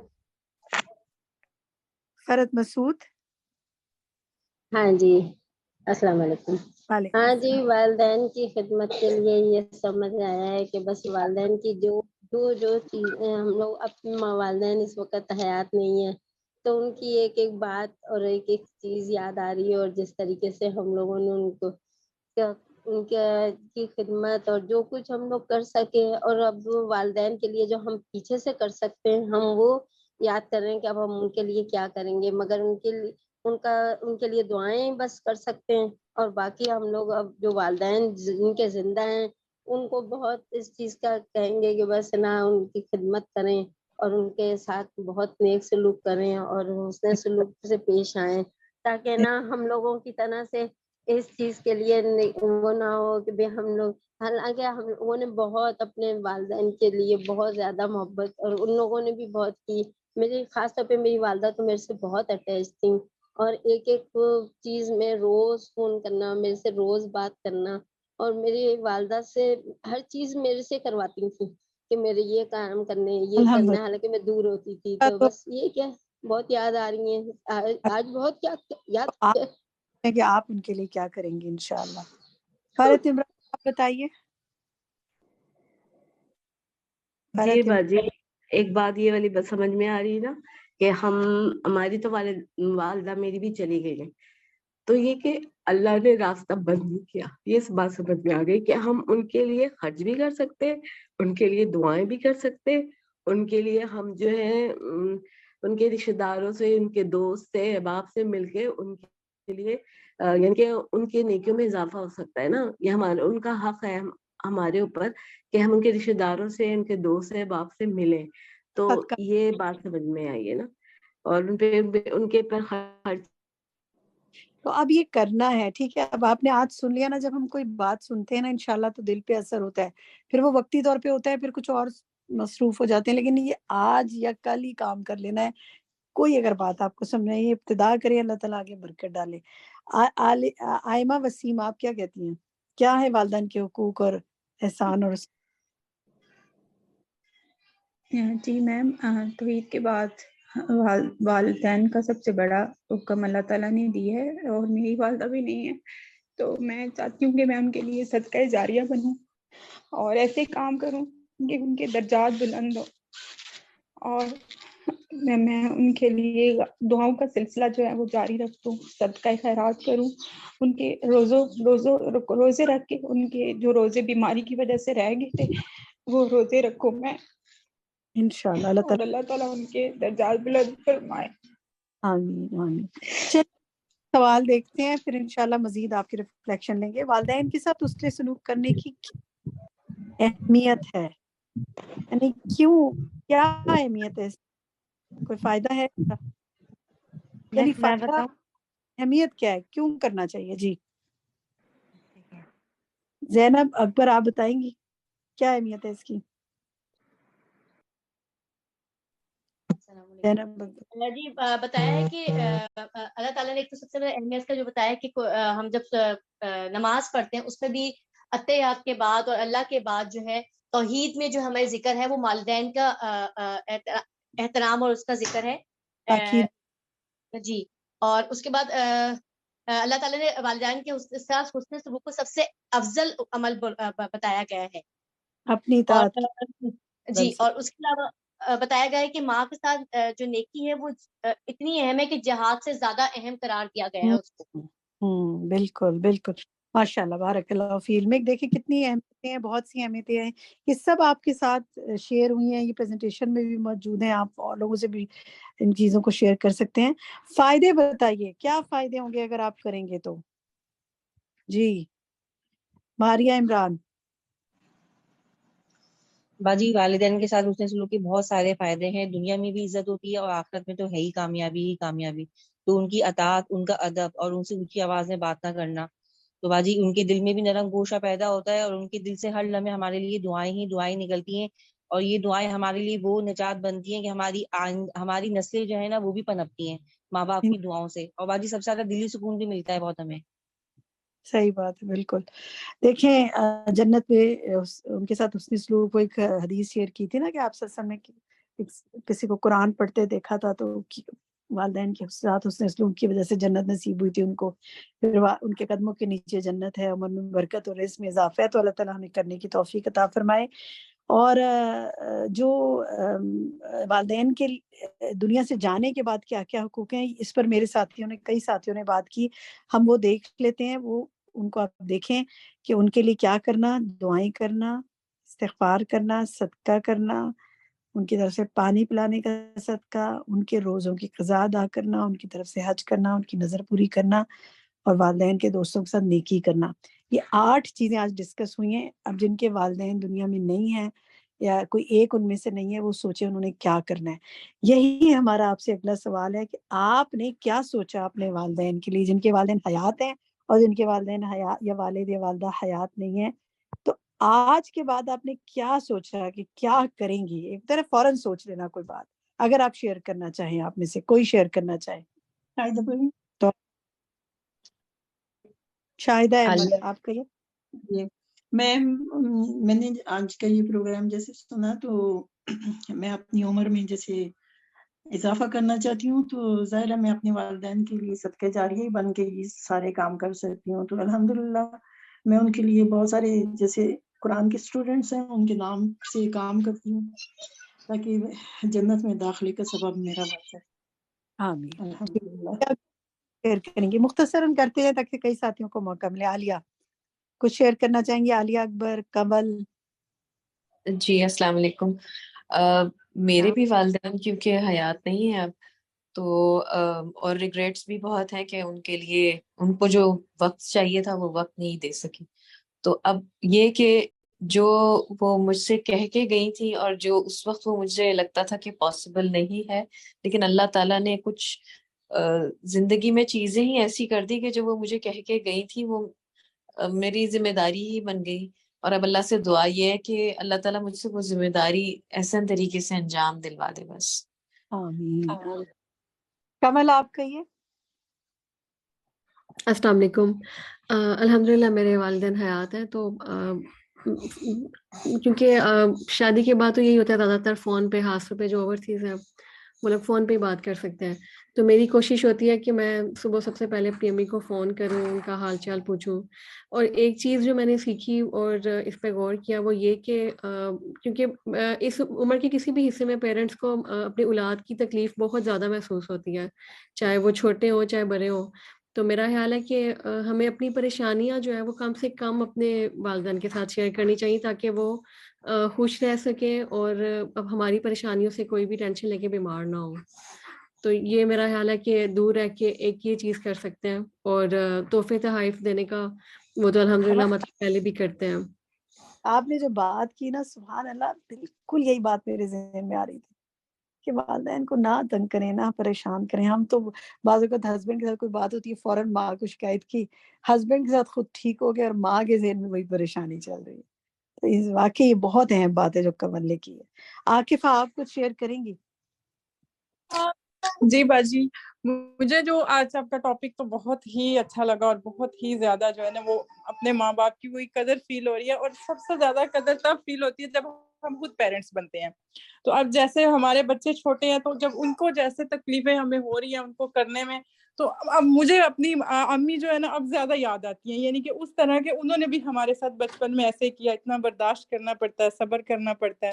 تو وہی بات کہ جیسے پہلی ساتھی نے کی کہ اوورسیز یہی کر سکتے ہیں کہ ڈیلی ان کو کال کریں اور ان کا حال پوچھیں اور ان سے رابطے میں رہیں، باقی وہی ان کے اوپر خرچ بھی کریں. اور یہ میں نے یہ بھی آج کے لیسن سے بھی صحت یہی کے آپ کے لیے دعا کریں. تہیہ کیا ہے کہ انشاءاللہ ان کے لیے دعائیں تو آلریڈی بہت زیادہ کرتے ہیں. تو اللہ تعالیٰ آپ سب کے علم و عمل میں برکت کرے. چلیں جی، ذرا وقت کم ہے، میں آگے چلتی ہوں، اگر پھر موقع ملا تو دوں گی. ہم آج ایک سوال کا ہم جواب دے رہے ہیں، اور وہ یہ ہے روزے کا فدیہ، کیونکہ ہمیں مسلسل سوال آتے رہتے ہیں کہ جی بتائیں روزے کا فدیہ کیا ہے. مثلا خود نہیں رکھ پا رہے، یا والدین ہیں وہ بوڑھے ہیں نہیں رکھ پا رہے، یا کوئی بھی، تو کیا وہ فدیہ ادا کرے. دیکھیں روزے کی فدیے کی مقدار قرآن مجید میں بیان ہوئی ہے. یہ پیپر بھی ہم آپ کے ساتھ شیئر کر لیں گے گروپس میں، یا اور لوگوں کو بھی آپ بتائیے گا. تو سورۃ جو ہے بقرہ کی آیت 184 میں یہ فدیہ بتایا گیا ہے کہ تم میں سے جو کوئی بیمار ہوئے، سفر میں ہو، تو دوسرے دنوں میں گنتی پوری کرے روزوں کی. اور جو لوگ یعنی جو طاقت رکھتے ہوں، اور جو طاقت نہیں رکھتے کسی وجہ سے، وہ کیا کریں، وہ ایک مسکین کا کھانا فدیہ دے دیں. بس جو کوئی خوشی سے کرے تو وہ اس کے لیے بہتر ہے، اور زیادہ بہتر یہی ہے تمہارے حق میں کہ تم روزے رکھو. تو اگر روزے رکھ سکتے ہیں تو روزہ ہی رکھنا ہے، پھر فدیے سے کام نہیں چلانا. اور اگر کسی وجہ سے جو روزے چھوٹے ہیں وہ نہیں رکھ سکتے تو پھر کیا کریں، ان کا فدیہ دے دیں. اور فدیے کا اب پہلا سوال یہ آتا ہے جی کیا فدیہ دیں. دیکھیں وہ فدیہ دیں جو آپ کھاتے ہیں نا اس کو سوچ لیں. مثلا آپ کا ایک وقت کا کھانا کتنے اماؤنٹ کا ہوتا ہے، یا کیا کھاتے ہیں آپ اس کے اندر، وہ آپ سوچ لیں کہ اگر ایک روزہ مس ہے تو اتنا پیسے سے اس کا اسٹیمیٹ لگا لیں کہ مثلا آپ 200 کا کھانا روز کا کھاتے ہیں، یا 300 کا کھاتے ہیں، یا 500 کا ایک وقت میں کھاتے ہیں. اتنے اماؤنٹ کا کوئی راشن خرید کر آپ کسی غریب کو دے دیں، مسکین کو دے دیں. علماء کے نزدیک پیسے دینے سے بہتر ہے کہ راشن دیا جائے، کیونکہ کھانا کھلانے کی بات ہے نا اس کے اندر، ایک مسکین کا کھانا دینے کی بات ہے. تو پھر کھانا ہی دینا چاہیے، چاہے پکا کے دیں، چاہے راشن دے دیں، چاہے ویسے لے کے دے دیں، کچھ پیسے نہ دیں، کیونکہ پیسے ہو سکتا ہے وہ کپڑے پہ خرچ کر لے، کسی اور چیز پہ خرچ کر لے. تو یہاں کھانا دینے کی بات ہے. اور اس میں یہ ہے کہ اگر کوئی چاہے، اب سوال دوسرا آتا ہے کہ جی ایک وقت کا دیں یا 2 وقت کا. دیکھیں قرآن پاک ایک وقت کے کھانے کی بات ہے. اب کوئی اس سے زیادہ دینا چاہتا ہے وہ اس کی اپنی خوشی ہے، جو کہ خوشی سے نیکی کرے وہ اس کے لیے بہتر ہے. اچھا دوسری بات یہ کہ یہ فدیہ بھی خوشی سے دیں، یہ نہ سوچیں کہ کیا ہے اب یہ ایک نیا کام پڑ گیا ہے. ٹھیک ہے. تو اب جیسے ابھی سوال آ رہا ہے کہ حاملہ کا فدیہ کیا. دیکھیں حاملہ کا فدیہ بھی وہی ہے. مسئلہ یہ نہیں ہے کہ کوئی دودھ پلانے والی ہے یا حاملہ ہے یا کوئی بیمار ہے یا کوئی کسی اور وجہ سے روزہ نہیں رکھ سکا. جس نے بھی روزہ چھوڑا ہے کسی وجہ سے، اس کو ایک مسکین کو ایک وقت کا کھانا کھلانا ہے ایک روزے کے بدلے. اور چاہے تو 2 کا کھلائے، وہ اس کی مرضی ہے. اب آپ کاؤنٹ کر لیں آپ کے کتنے روزے چھوٹ گئے ہیں، اتنے روزے کا آپ راشن یا کھانا اس کو کھلائیں، یہی فدیہ. اور کتنا ہوگا وہ آپ اپنے کھانے کا خود ایسٹیمیٹ کریں. اچھا آپ اگر کسی باہر کے ملک میں، بعض اوقات ہوتا ہے کہ آپ کسی یورپ کے، امریکہ میں ہیں، کہیں اور ہیں، اور آپ وہاں کوئی آپ کو نہیں مل رہا جس کو آپ دیں، تو آپ پاکستان میں پیسے بھجوانا چاہتے ہیں کہ جی ہماری طرف سے اس کا کچھ کھانا لے دیں، پیرنٹس کو بھیج دیتے ہیں، رشتہ داروں کو بھیج دیتے ہیں. ان کو بھی کہیں کہ یہ فدیے کا اماؤنٹ ہے، اس کو کسی اور مد میں نہ دیں. یہ نہ ہو کہ اس کے پیسے لے دیں، کوئی اور اس کے کپڑے لے دیں، کوئی اور چیز لے دیں، اس کا کھانا یا راشن ہی لے کر دیں جس کو بھی دینا ہے. اور پھر ایک سوال آتا ہے کہ جی وہ پھر وہ پیسے کہاں کے، وہ پاکستان کے لگائے جائیں یا جہاں کے رہتے ہیں وہاں کے لگائے جائیں. جہاں آپ رہتے ہیں، جو آپ کھاتے ہیں اس کا اسٹیمیٹ لگائیں. ایک وقت پہ کتنے ڈالر کا، کتنے پاؤنڈز کا کھانا کھاتے ہیں، اس حساب سے بھیجیں. تو یہ سمپل چند چیزیں ہیں جو آپ کو سمجھنی چاہیے. اور فدیہ جو ہے بعض اسکالرس کے نزدیک اگر ایک رمضان سے دوسرے رمضان تک آپ نے روزے نہیں رکھے کسی وجہ سے، اور اگلا رمضان آ گیا لیکن روزے آپ رکھنا چاہتے ہیں ابھی بھی آگے، تو پھر آپ کم سے کم فدیہ ہی دے دیں تاکہ وہ to be on the safe side. ٹھیک ہے. لیکن اگر کسی وجہ سے روزے رکھ ہی نہیں پا رہے ہیں تب تو لازمی فدیہ دینا ہے، کیونکہ بیماری ہے، بڑھاپا ہے، نہیں رکھ پا رہے، جیسے والدین کا بعض وقت دے رہے ہوتے ہیں. تو یہ سب آپ چیزیں دیکھ لیں. اللہ تعالیٰ آپ کو صحت اور عافیت سے رکھے, روزے رکھنے کی توفیق دے, اور اگر کوئی ایسا مسئلہ ہو تو مال میں بھی برکت کرے کہ اللہ تعالیٰ کا حق ہم ادا کر سکیں. اچھا جی, کچھ ہوم ورکس ہیں, آپ یہ دیکھ لیں. یہ انشاءاللہ ہوم ورکس آپ سب گروپ میں شیئر کر دیے جائیں گے. ان پہ عمل کی کوشش کیجئے, ان کو شیئر کیجئے. خصوصی طور پر آپ دیکھیں کہ اس میں ایک احادیث بھی ہیں, ان پہ بھی غور کیجیے گا. اور یہ محمد بن سیرین کی جو ایک بات تھی کہ وہ جب لباس خریدتے تھے تو والدہ کے لیے نرم لباس خریدتے تھے, اور جب عید آتی تھی تو والدہ کے لباس کو خود رنگتے تھے, اور اپنی والدہ سے بلند آواز میں کبھی بات نہیں کرتے تھے. یہ اسکرین کے سامنے آپ کے سامنے ہے. اتنی ہلکی آواز میں بات کرتے تھے کہ گویا لگتا کہ بیمار ہوں. کہنے کا مطلب ہے کہ آپ دیکھیں ذرا سی بات پہ اگر بوڑھے ہو جاتے ہیں نا والدین, تو بعض اوقات اریٹیٹ فیل کرتا ہے بندہ, ایک کی بات بار بار پوچھی جاتے ہیں. کبھی نہ جھڑکیں, کبھی نہ کہ امی بتایا تو ہے آپ کو, ابھی کتنی دفعہ ایک بات بتاؤں, نہیں. پھر بھی کبھی آپ تحفہ دیتے ہیں, ان کو پسند نہیں آتا, واپس کر دیں تو برا نہ منائیں. لفظی ترجمہ یاد کیجیے اور ان دعاؤں کو مانگیے. انشاءاللہ کل ہم آپ سے سنیں گے سب کچھ, اور یہیں تک آج بات کرتے ہیں. اب انشاءاللہ آپ کا پول ٹائم ہے, اور فائزہ امجد انشاءاللہ آج کر دیں گی پول کے آپ کا ٹائم. میری طرف سے آپ سب کے لیے بہت سی دعائیں. سبحانک اللہم و بحمدک, اشہد ان لا الہ الا انت, استغفرک و الیک. السلام علیکم ورحمۃ اللہ وبرکاتہ. Over to you Faiza. جزاک اللہ. السلام علیکم ورحمۃ اللہ وبرکاتہ. قریب مجیب میں آج ہمارا ٹاپک والدین کے لیے دعائیں, اور بہت ہی خوبصورت سیشن تھا. مجھے امید ہے آپ نے یقیناً بہت غور سے سنا ہوگا, اور اس میں اپنے لیے عمل کی بھی بہت سی باتیں نکالی ہوں گی. تو آئیے ہم اپنے کوئز کی جانب بڑھتے ہیں. بسم اللہ الرحمن الرحیم. ہمارے آج کے کوئز کا پہلا سوال ہے, وَاحْفِظْ لَهُمَا جَنَاحَ الذُّلِّ مِنَ الرَّحْمَةِ. سورۃ الاسراء کی آیت 24 ہے. اس میں اشارہ ہے, آگے 3 آپ کو پوائنٹس بتائے گئے ہیں کہ ان میں سے آپ نے بتانا ہے کہ کس کی طرف اشارہ ہے. نمبر 1 ہے والدین کی روزمرہ کی ضرورت پوری کرنا. نمبر 2 والدین کے لیے خدمت گزار رہنا. اور نمبر 3 والدین کے ساتھ عاجزی اور انکساری کے ساتھ پیش آنا. اب اس میں سے آپ نے درست جواب کا انتخاب کرنا ہے. سوال نمبر 2 ہے, اف ڈیش کو کہتے ہیں. آگے آپ کے پاس 3 پوائنٹس ہیں. اب آپ نے اس میں سے درست کا انتخاب کرنا ہے, اور سازا نے اس سیشن میں اس کو ڈسکس کیا تھا, یاد کیجیے گا. ٹھیک ہے. نمبر 1 ہر گندی اور قابل نفرت چیز کو. نمبر 2 پیسے نہ دینے. اور نمبر 3 بدصورتی. ٹھیک ہے, تو آپ اس میں سے درست کا انتخاب کریں. سوال نمبر 3 ہے, وَقُلْ رَبِّ ارْحَمْهُمَا كَمَا رَبَّيَانِي صَغِيرًا. اور کہنا ان دونوں پر رحم کیجیے جیسا کہ ان دونوں نے. آگے 3 آپشنز دیے گئے ہیں, آپ نے اس دعا کے ترجمے کو مکمل کرنا ہے. یعنی ان تینوں آپشنز میں سے کس کے ذریعے ہم اس کو مکمل کریں گے. ٹھیک ہے, آپ نے اس کو ٹک کرنا ہے. نمبر 1 ہے مجھے شوق اور محبت سے پیدا کیا. نمبر 2 بچپن میں میری پرورش کی. اور نمبر 3 میری ضروریات پوری کی. تو ان تینوں میں سے آپ نے دیکھنا ہے کہ یہ جو دعا ہمیں بتائی گئی اور یہ آیت کا جو ترجمہ ہے یہ کس والے فریز کو لگا کر مکمل ہوگا. سوال نمبر 4 ہے, اگر والدہ کو کوئی تحفہ دیا جائے اور خواہش ہو کہ وہ اس کو استعمال کریں, مزید آگے کسی کو اور تحفتاً نہ دیں, تو کیا کرنا ہوگا. 2 اس کے ہمارے پاس آپشنز ہیں, آپ نے درست کا انتخاب کرنا ہے. پہلا آپشن ہے تو ان کو لازم کہنا چاہیے کہ وہ ایسا ہی کریں ورنہ تحفے کی قدر نہیں ہوگی. دوسرا آپشن ہے ان کی مرضی پر چھوڑ دینا چاہیے کہ جیسا چاہیں کریں. اب آپ لوگ بتائیں کہ کون سا درست آنسر ہے.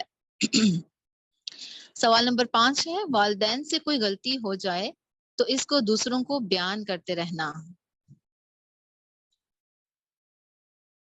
اس میں ہمارے پاس 2 آپشنز ہیں, درست کو آپ نے ٹک کرنا ہے. پہلا آپشن ہے والدین کو رسوا کرنا, اور دوسرا آپشن ہے اپنے حق کا استعمال کرنا. یعنی والدین سے اگر کوئی غلطی ہو جائے تو اس کو دوسروں کو بیان کرتے رہنا. کیا والدین کو رسوا کرنا ہوگا یا اپنے حق کا استعمال ہے. تو اس میں سے درست کا آپ نے انتخاب کرنا ہے. الحمدللہ ساتھ ساتھ دیکھ رہی ہوں کہ ماشاءاللہ بڑی تیزی سے جو ہے آپ لوگ اس کو اٹیمپٹ کر رہے ہیں. سوال نمبر 6 ہے عبادت سے زیادہ والدین کا حق کون سی عبادت؟ فرض یا نفل؟ نفل عبادت سے یا فرض عبادت سے والدین کا حق زیادہ ہے؟ سوال نمبر 7 ہے اگر والدین مشرک ہوں یا بدعت کرتے ہوں تو ان سے حسن سلوک نہ کرنے کی اجازت ہے یا ان سے بھی حسن سلوک کا معاملہ کیا جائے گا یا پھر ان سے ملنا ملانا اور بات چیت بند کر دینی چاہیے؟ سوال نمبر 8 ہے ایک آدمی نے نبی صلی اللہ علیہ وآلہ وسلم سے عرض کیا کہ ڈیش اور انہوں نے مال چھوڑا ہے لیکن وصیت نہیں کی، تو اگر میں ان کی طرف سے صدقہ کروں تو ان کے گناہ معاف کر دیے جائیں گے؟ آپ صلی اللہ علیہ وسلم نے فرمایا ہاں. آپشنز میں ہمارے پاس 2 پوائنٹس ہیں کہ میری والدہ فوت ہو گئی ہیں اور دوسرا پوائنٹ ہے میرے والد فوت ہو گئے ہیں. تو آپ نے درست انتخاب کرنا ہے کہ کن کے بارے میں اس آدمی نے نبی صلی اللہ علیہ وسلم سے عرض کیا تھا. سوال نمبر 9 ہے رسول اللہ صلی اللہ علیہ وآلہ وسلم نے فرمایا اللہ کی رضامندی ڈیش کی رضامندی میں ہے اور اللہ کی ناراضگی ڈیش کی ناراضگی میں ہے. 3 آپشنز بتائے گئے ہیں باپ کی، ماں کی یا بہن بھائی کی. تو آپ اس میں سے درست پر ٹک کریں. سوال نمبر 10 ہے ڈیش دل کی بیزاری اور اکتاہٹ کے اظہار کا کلمہ ہے. 2 آپشنز ہیں ہمارے پاس تنہر یا افن. اس میں سے درست کو چوز کریں کہ تنہر دل کی بیماری اور اکتاہٹ کے اظہار کا کلمہ ہے یا افن. الحمدللہ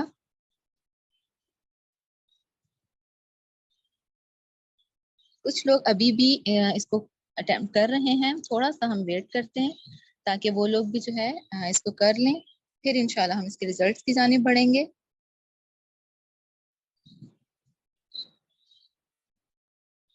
جی اتنی دیر میں اگر کوئی اپنا ریفلیکشن دینا چاہے تو صرف 1 منٹ میں وہ کوئی بات کہہ سکتا ہے آج کے سیشن کے حوالے سے.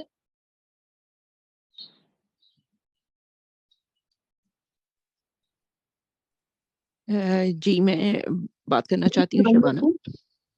جی شبانہ صرف باقی بند رکھیں اپنے مائکس کو، صرف 1 منٹ میں آپ بات کریں.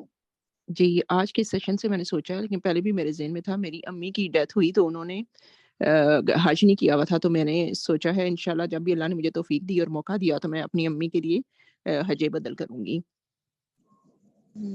انشاءاللہ اللہ تعالیٰ آپ کو توفیق دے اور اللہ تعالیٰ آپ کے لیے بہت آسانیاں کریں اس معاملے میں، اور واقعی اللہ تعالیٰ ہمیں اپنے ماں باپ کا حق ادا کرنے کی توفیق عطا فرمائے. الحمدللہ 77% پارٹیسپینٹس نے اس کو فل کر لیا ہے. کیا ہم اس کے ریزلٹ شو کر سکتے ہیں؟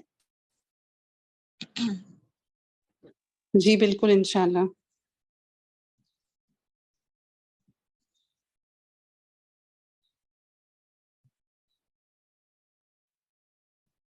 جی اب ان کے سامنے بھی اسکرین پر ریزلٹس آ رہے ہوں گے.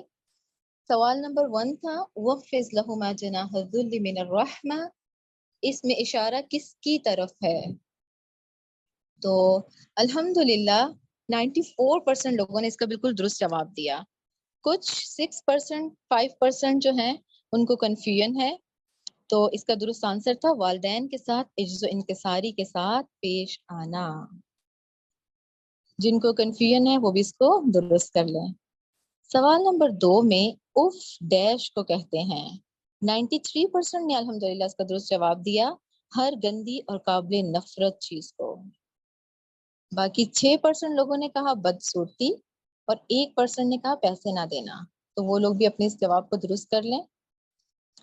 الحمدللہ سوال نمبر 3 میں 100% لوگوں نے بالکل درست جواب دیا کہ وَقُلْ رَبِّ ارْحَمْهُمَا كَمَا رَبَّيَانِي صَغِيرًا، اور کہنا ان دونوں پر رحم کیجیے جیسا کہ ان دونوں نے بچپن میں میری پرورش کی. الحمدللہ 100% لوگوں نے اس کا درست جواب دیا. سوال نمبر 4 میں اگر والدہ کو کوئی تحفہ دیا جائے اور خواہش ہو کہ وہ خود اس کو استعمال کریں مگر آگے کسی کو اور تحفتاً نہ دیں، مزید آگے کسی کو تحفتاً نہ دیں، اس میں ہمارے پاس 98% لوگوں کا الحمدللہ بالکل درست آنسر ہے کہ ان کی مرضی پر چھوڑ دینا چاہیے، جیسا چاہیں کریں۔ صرف 2% لوگوں نے کہا کہ ان کو کہنا چاہیے کہ ایسا نہ کریں، تو وہ بھی اس کو درست کر لیں، نہیں، ان کی مرضی پر چھوڑ دیں کہ وہ اس تحفے کو جیسا چاہیں استعمال کریں۔ سوال نمبر 5 میں والدین سے کوئی غلطی ہو جائے تو اس کو دوسروں کے ساتھ بیان کرتے رہنا، اس میں تھوڑی سی کنفیوژن ہے، یعنی 84% لوگوں نے درست جواب دیا ہے لیکن 16% لوگوں نے اس کا جواب جو ہے وہ درست نہیں دیا۔ 16% نے کہا کہ اپنے حق کا استعمال، یعنی یہ حق کا استعمال نہیں ہے، والدین سے کوئی غلطی بھی ہو جائے تو اس کو دوسروں سے اگر بیان کریں گے تو یہ والدین کو رسوا کرنا ہے، تو ایسا نہیں کرنا چاہیے، ٹھیک ہے۔ جن لوگوں کو اس میں کنفیوژن تھی وہ اس کو درست کر لیں کہ اگر والدین کی کوئی غلطی بھی ہو تو اس کو دوسروں سے ڈسکس نہیں کریں گے۔ سوال نمبر 6 ہے عبادت سے زیادہ والدین کا حق ہے۔ 86% لوگوں نے اس کا درست جواب دیا، لیکن 14% لوگ جو ہیں انہوں نے کہا کہ فرض نہیں، لیکن فرض جو ہے وہ اس میں نہیں آئے گا بلکہ نفل عبادت سے زیادہ، ٹھیک ہے۔ تو جن لوگوں کا جواب درست نہیں وہ اس کو درست کر لیں، نفل عبادت سے زیادہ والدین کا حق ہے، ٹھیک ہے۔ سوال نمبر 7 اگر والدین مشرک ہوں یا بدعت کرتے ہوں تو ان سے پھر کیا کیا جائے؟ الحمدللہ 97% لوگوں نے اس کا جواب بالکل درست دیا کہ ان کے ساتھ بھی حسن سلوک کا معاملہ کیا جائے، ٹھیک ہے۔ سوال نمبر 8 میں ایک آدمی نے نبی صلی اللہ علیہ وسلم سے عرض کیا کہ اب یہاں بہت زیادہ کنفیوژن کہ 59% لوگوں نے جواب غلط دیا اور 41% لوگوں نے اس کا جواب درست دیا، ٹھیک ہے۔ یہاں پہ تھا کہ میرے والد فوت ہو گئے ہیں اور انہوں نے مال چھوڑا لیکن وصیت نہیں کی، تو اگر میں ان کی طرف سے صدقہ کروں تو ان کے گناہ معاف کر دیے جائیں گے؟ آپ صلی اللہ علیہ وسلم نے فرمایا ہاں، تو آپ اس کو درست کر لیں، کیونکہ ایک اور حدیث میں والدہ کا ذکر آیا تھا لیکن آپ نے اس کو مکس کر دیا شاید، ٹھیک ہے۔ تو دوبارہ سے ایک دفعہ پوری حدیث کو دیکھ لیں کہ اس حدیث میں والد کا ذکر ہے۔ سوال نمبر 9 میں رسول اللہ صلی اللہ علیہ وسلم نے فرمایا کہ اللہ کی رضامندی ڈیش کی رضامندی میں ہے، یہ بھی 76% لوگوں نے درست جواب دیا اور 24% لوگوں نے اس کا جواب درست نہیں دیا۔ تو جن لوگوں کو کنفیوژن ہے وہ اس کو درست کر لیں کہ یہ یہاں پہ اس حدیث میں باپ کی رضامندی جو ہے وہ آیا ہے، یعنی اللہ کی رضامندی باپ کی رضامندی میں ہے اور اللہ کی ناراضگی باپ کی ناراضگی میں ہے۔ سوال نمبر 10 میں جو ہمارا لاسٹ کوسچن تھا، ڈیش دل کی بیزاری اور اکتاہٹ کے اظہار کا کلمہ ہے۔ 78% لوگوں نے اس کا درست جواب دیا ہے اور 22% لوگوں کو اس میں کنفیوژن رہ گئی۔ تنہر نہیں، یہ دونوں کی وضاحت دونوں الفاظ کی اساتذہ نے الگ الگ کی تھی، ہو سکتا ہے مکس ہو گئی ہو، ہم دوبارہ سے اس کو دیکھیں۔ اصل درست جواب جو ہے وہ ہے اوفنگ، جو کہ الحمدللہ 78% لوگوں نے درست جواب دیا، جو باقی 22% لوگ ہیں وہ بھی اپنے جواب کو درست کر لیں۔ تو یہی تک تھا ہمارا آج کا کوئز پول۔ وآخر دعوانا ان الحمدللہ رب العالمین، سبحانک اللہم وبحمدک، اشہد ان لا الہ الا انت، استغفرک واتوب الیک۔ السلام علیکم ورحمۃ اللہ وبرکاتہ۔ کل انشاءاللہ پاکستان ٹائم پر 3:30 بجے انشاءاللہ واپس کلاس کا آغاز ہوگا۔ السلام علیکم۔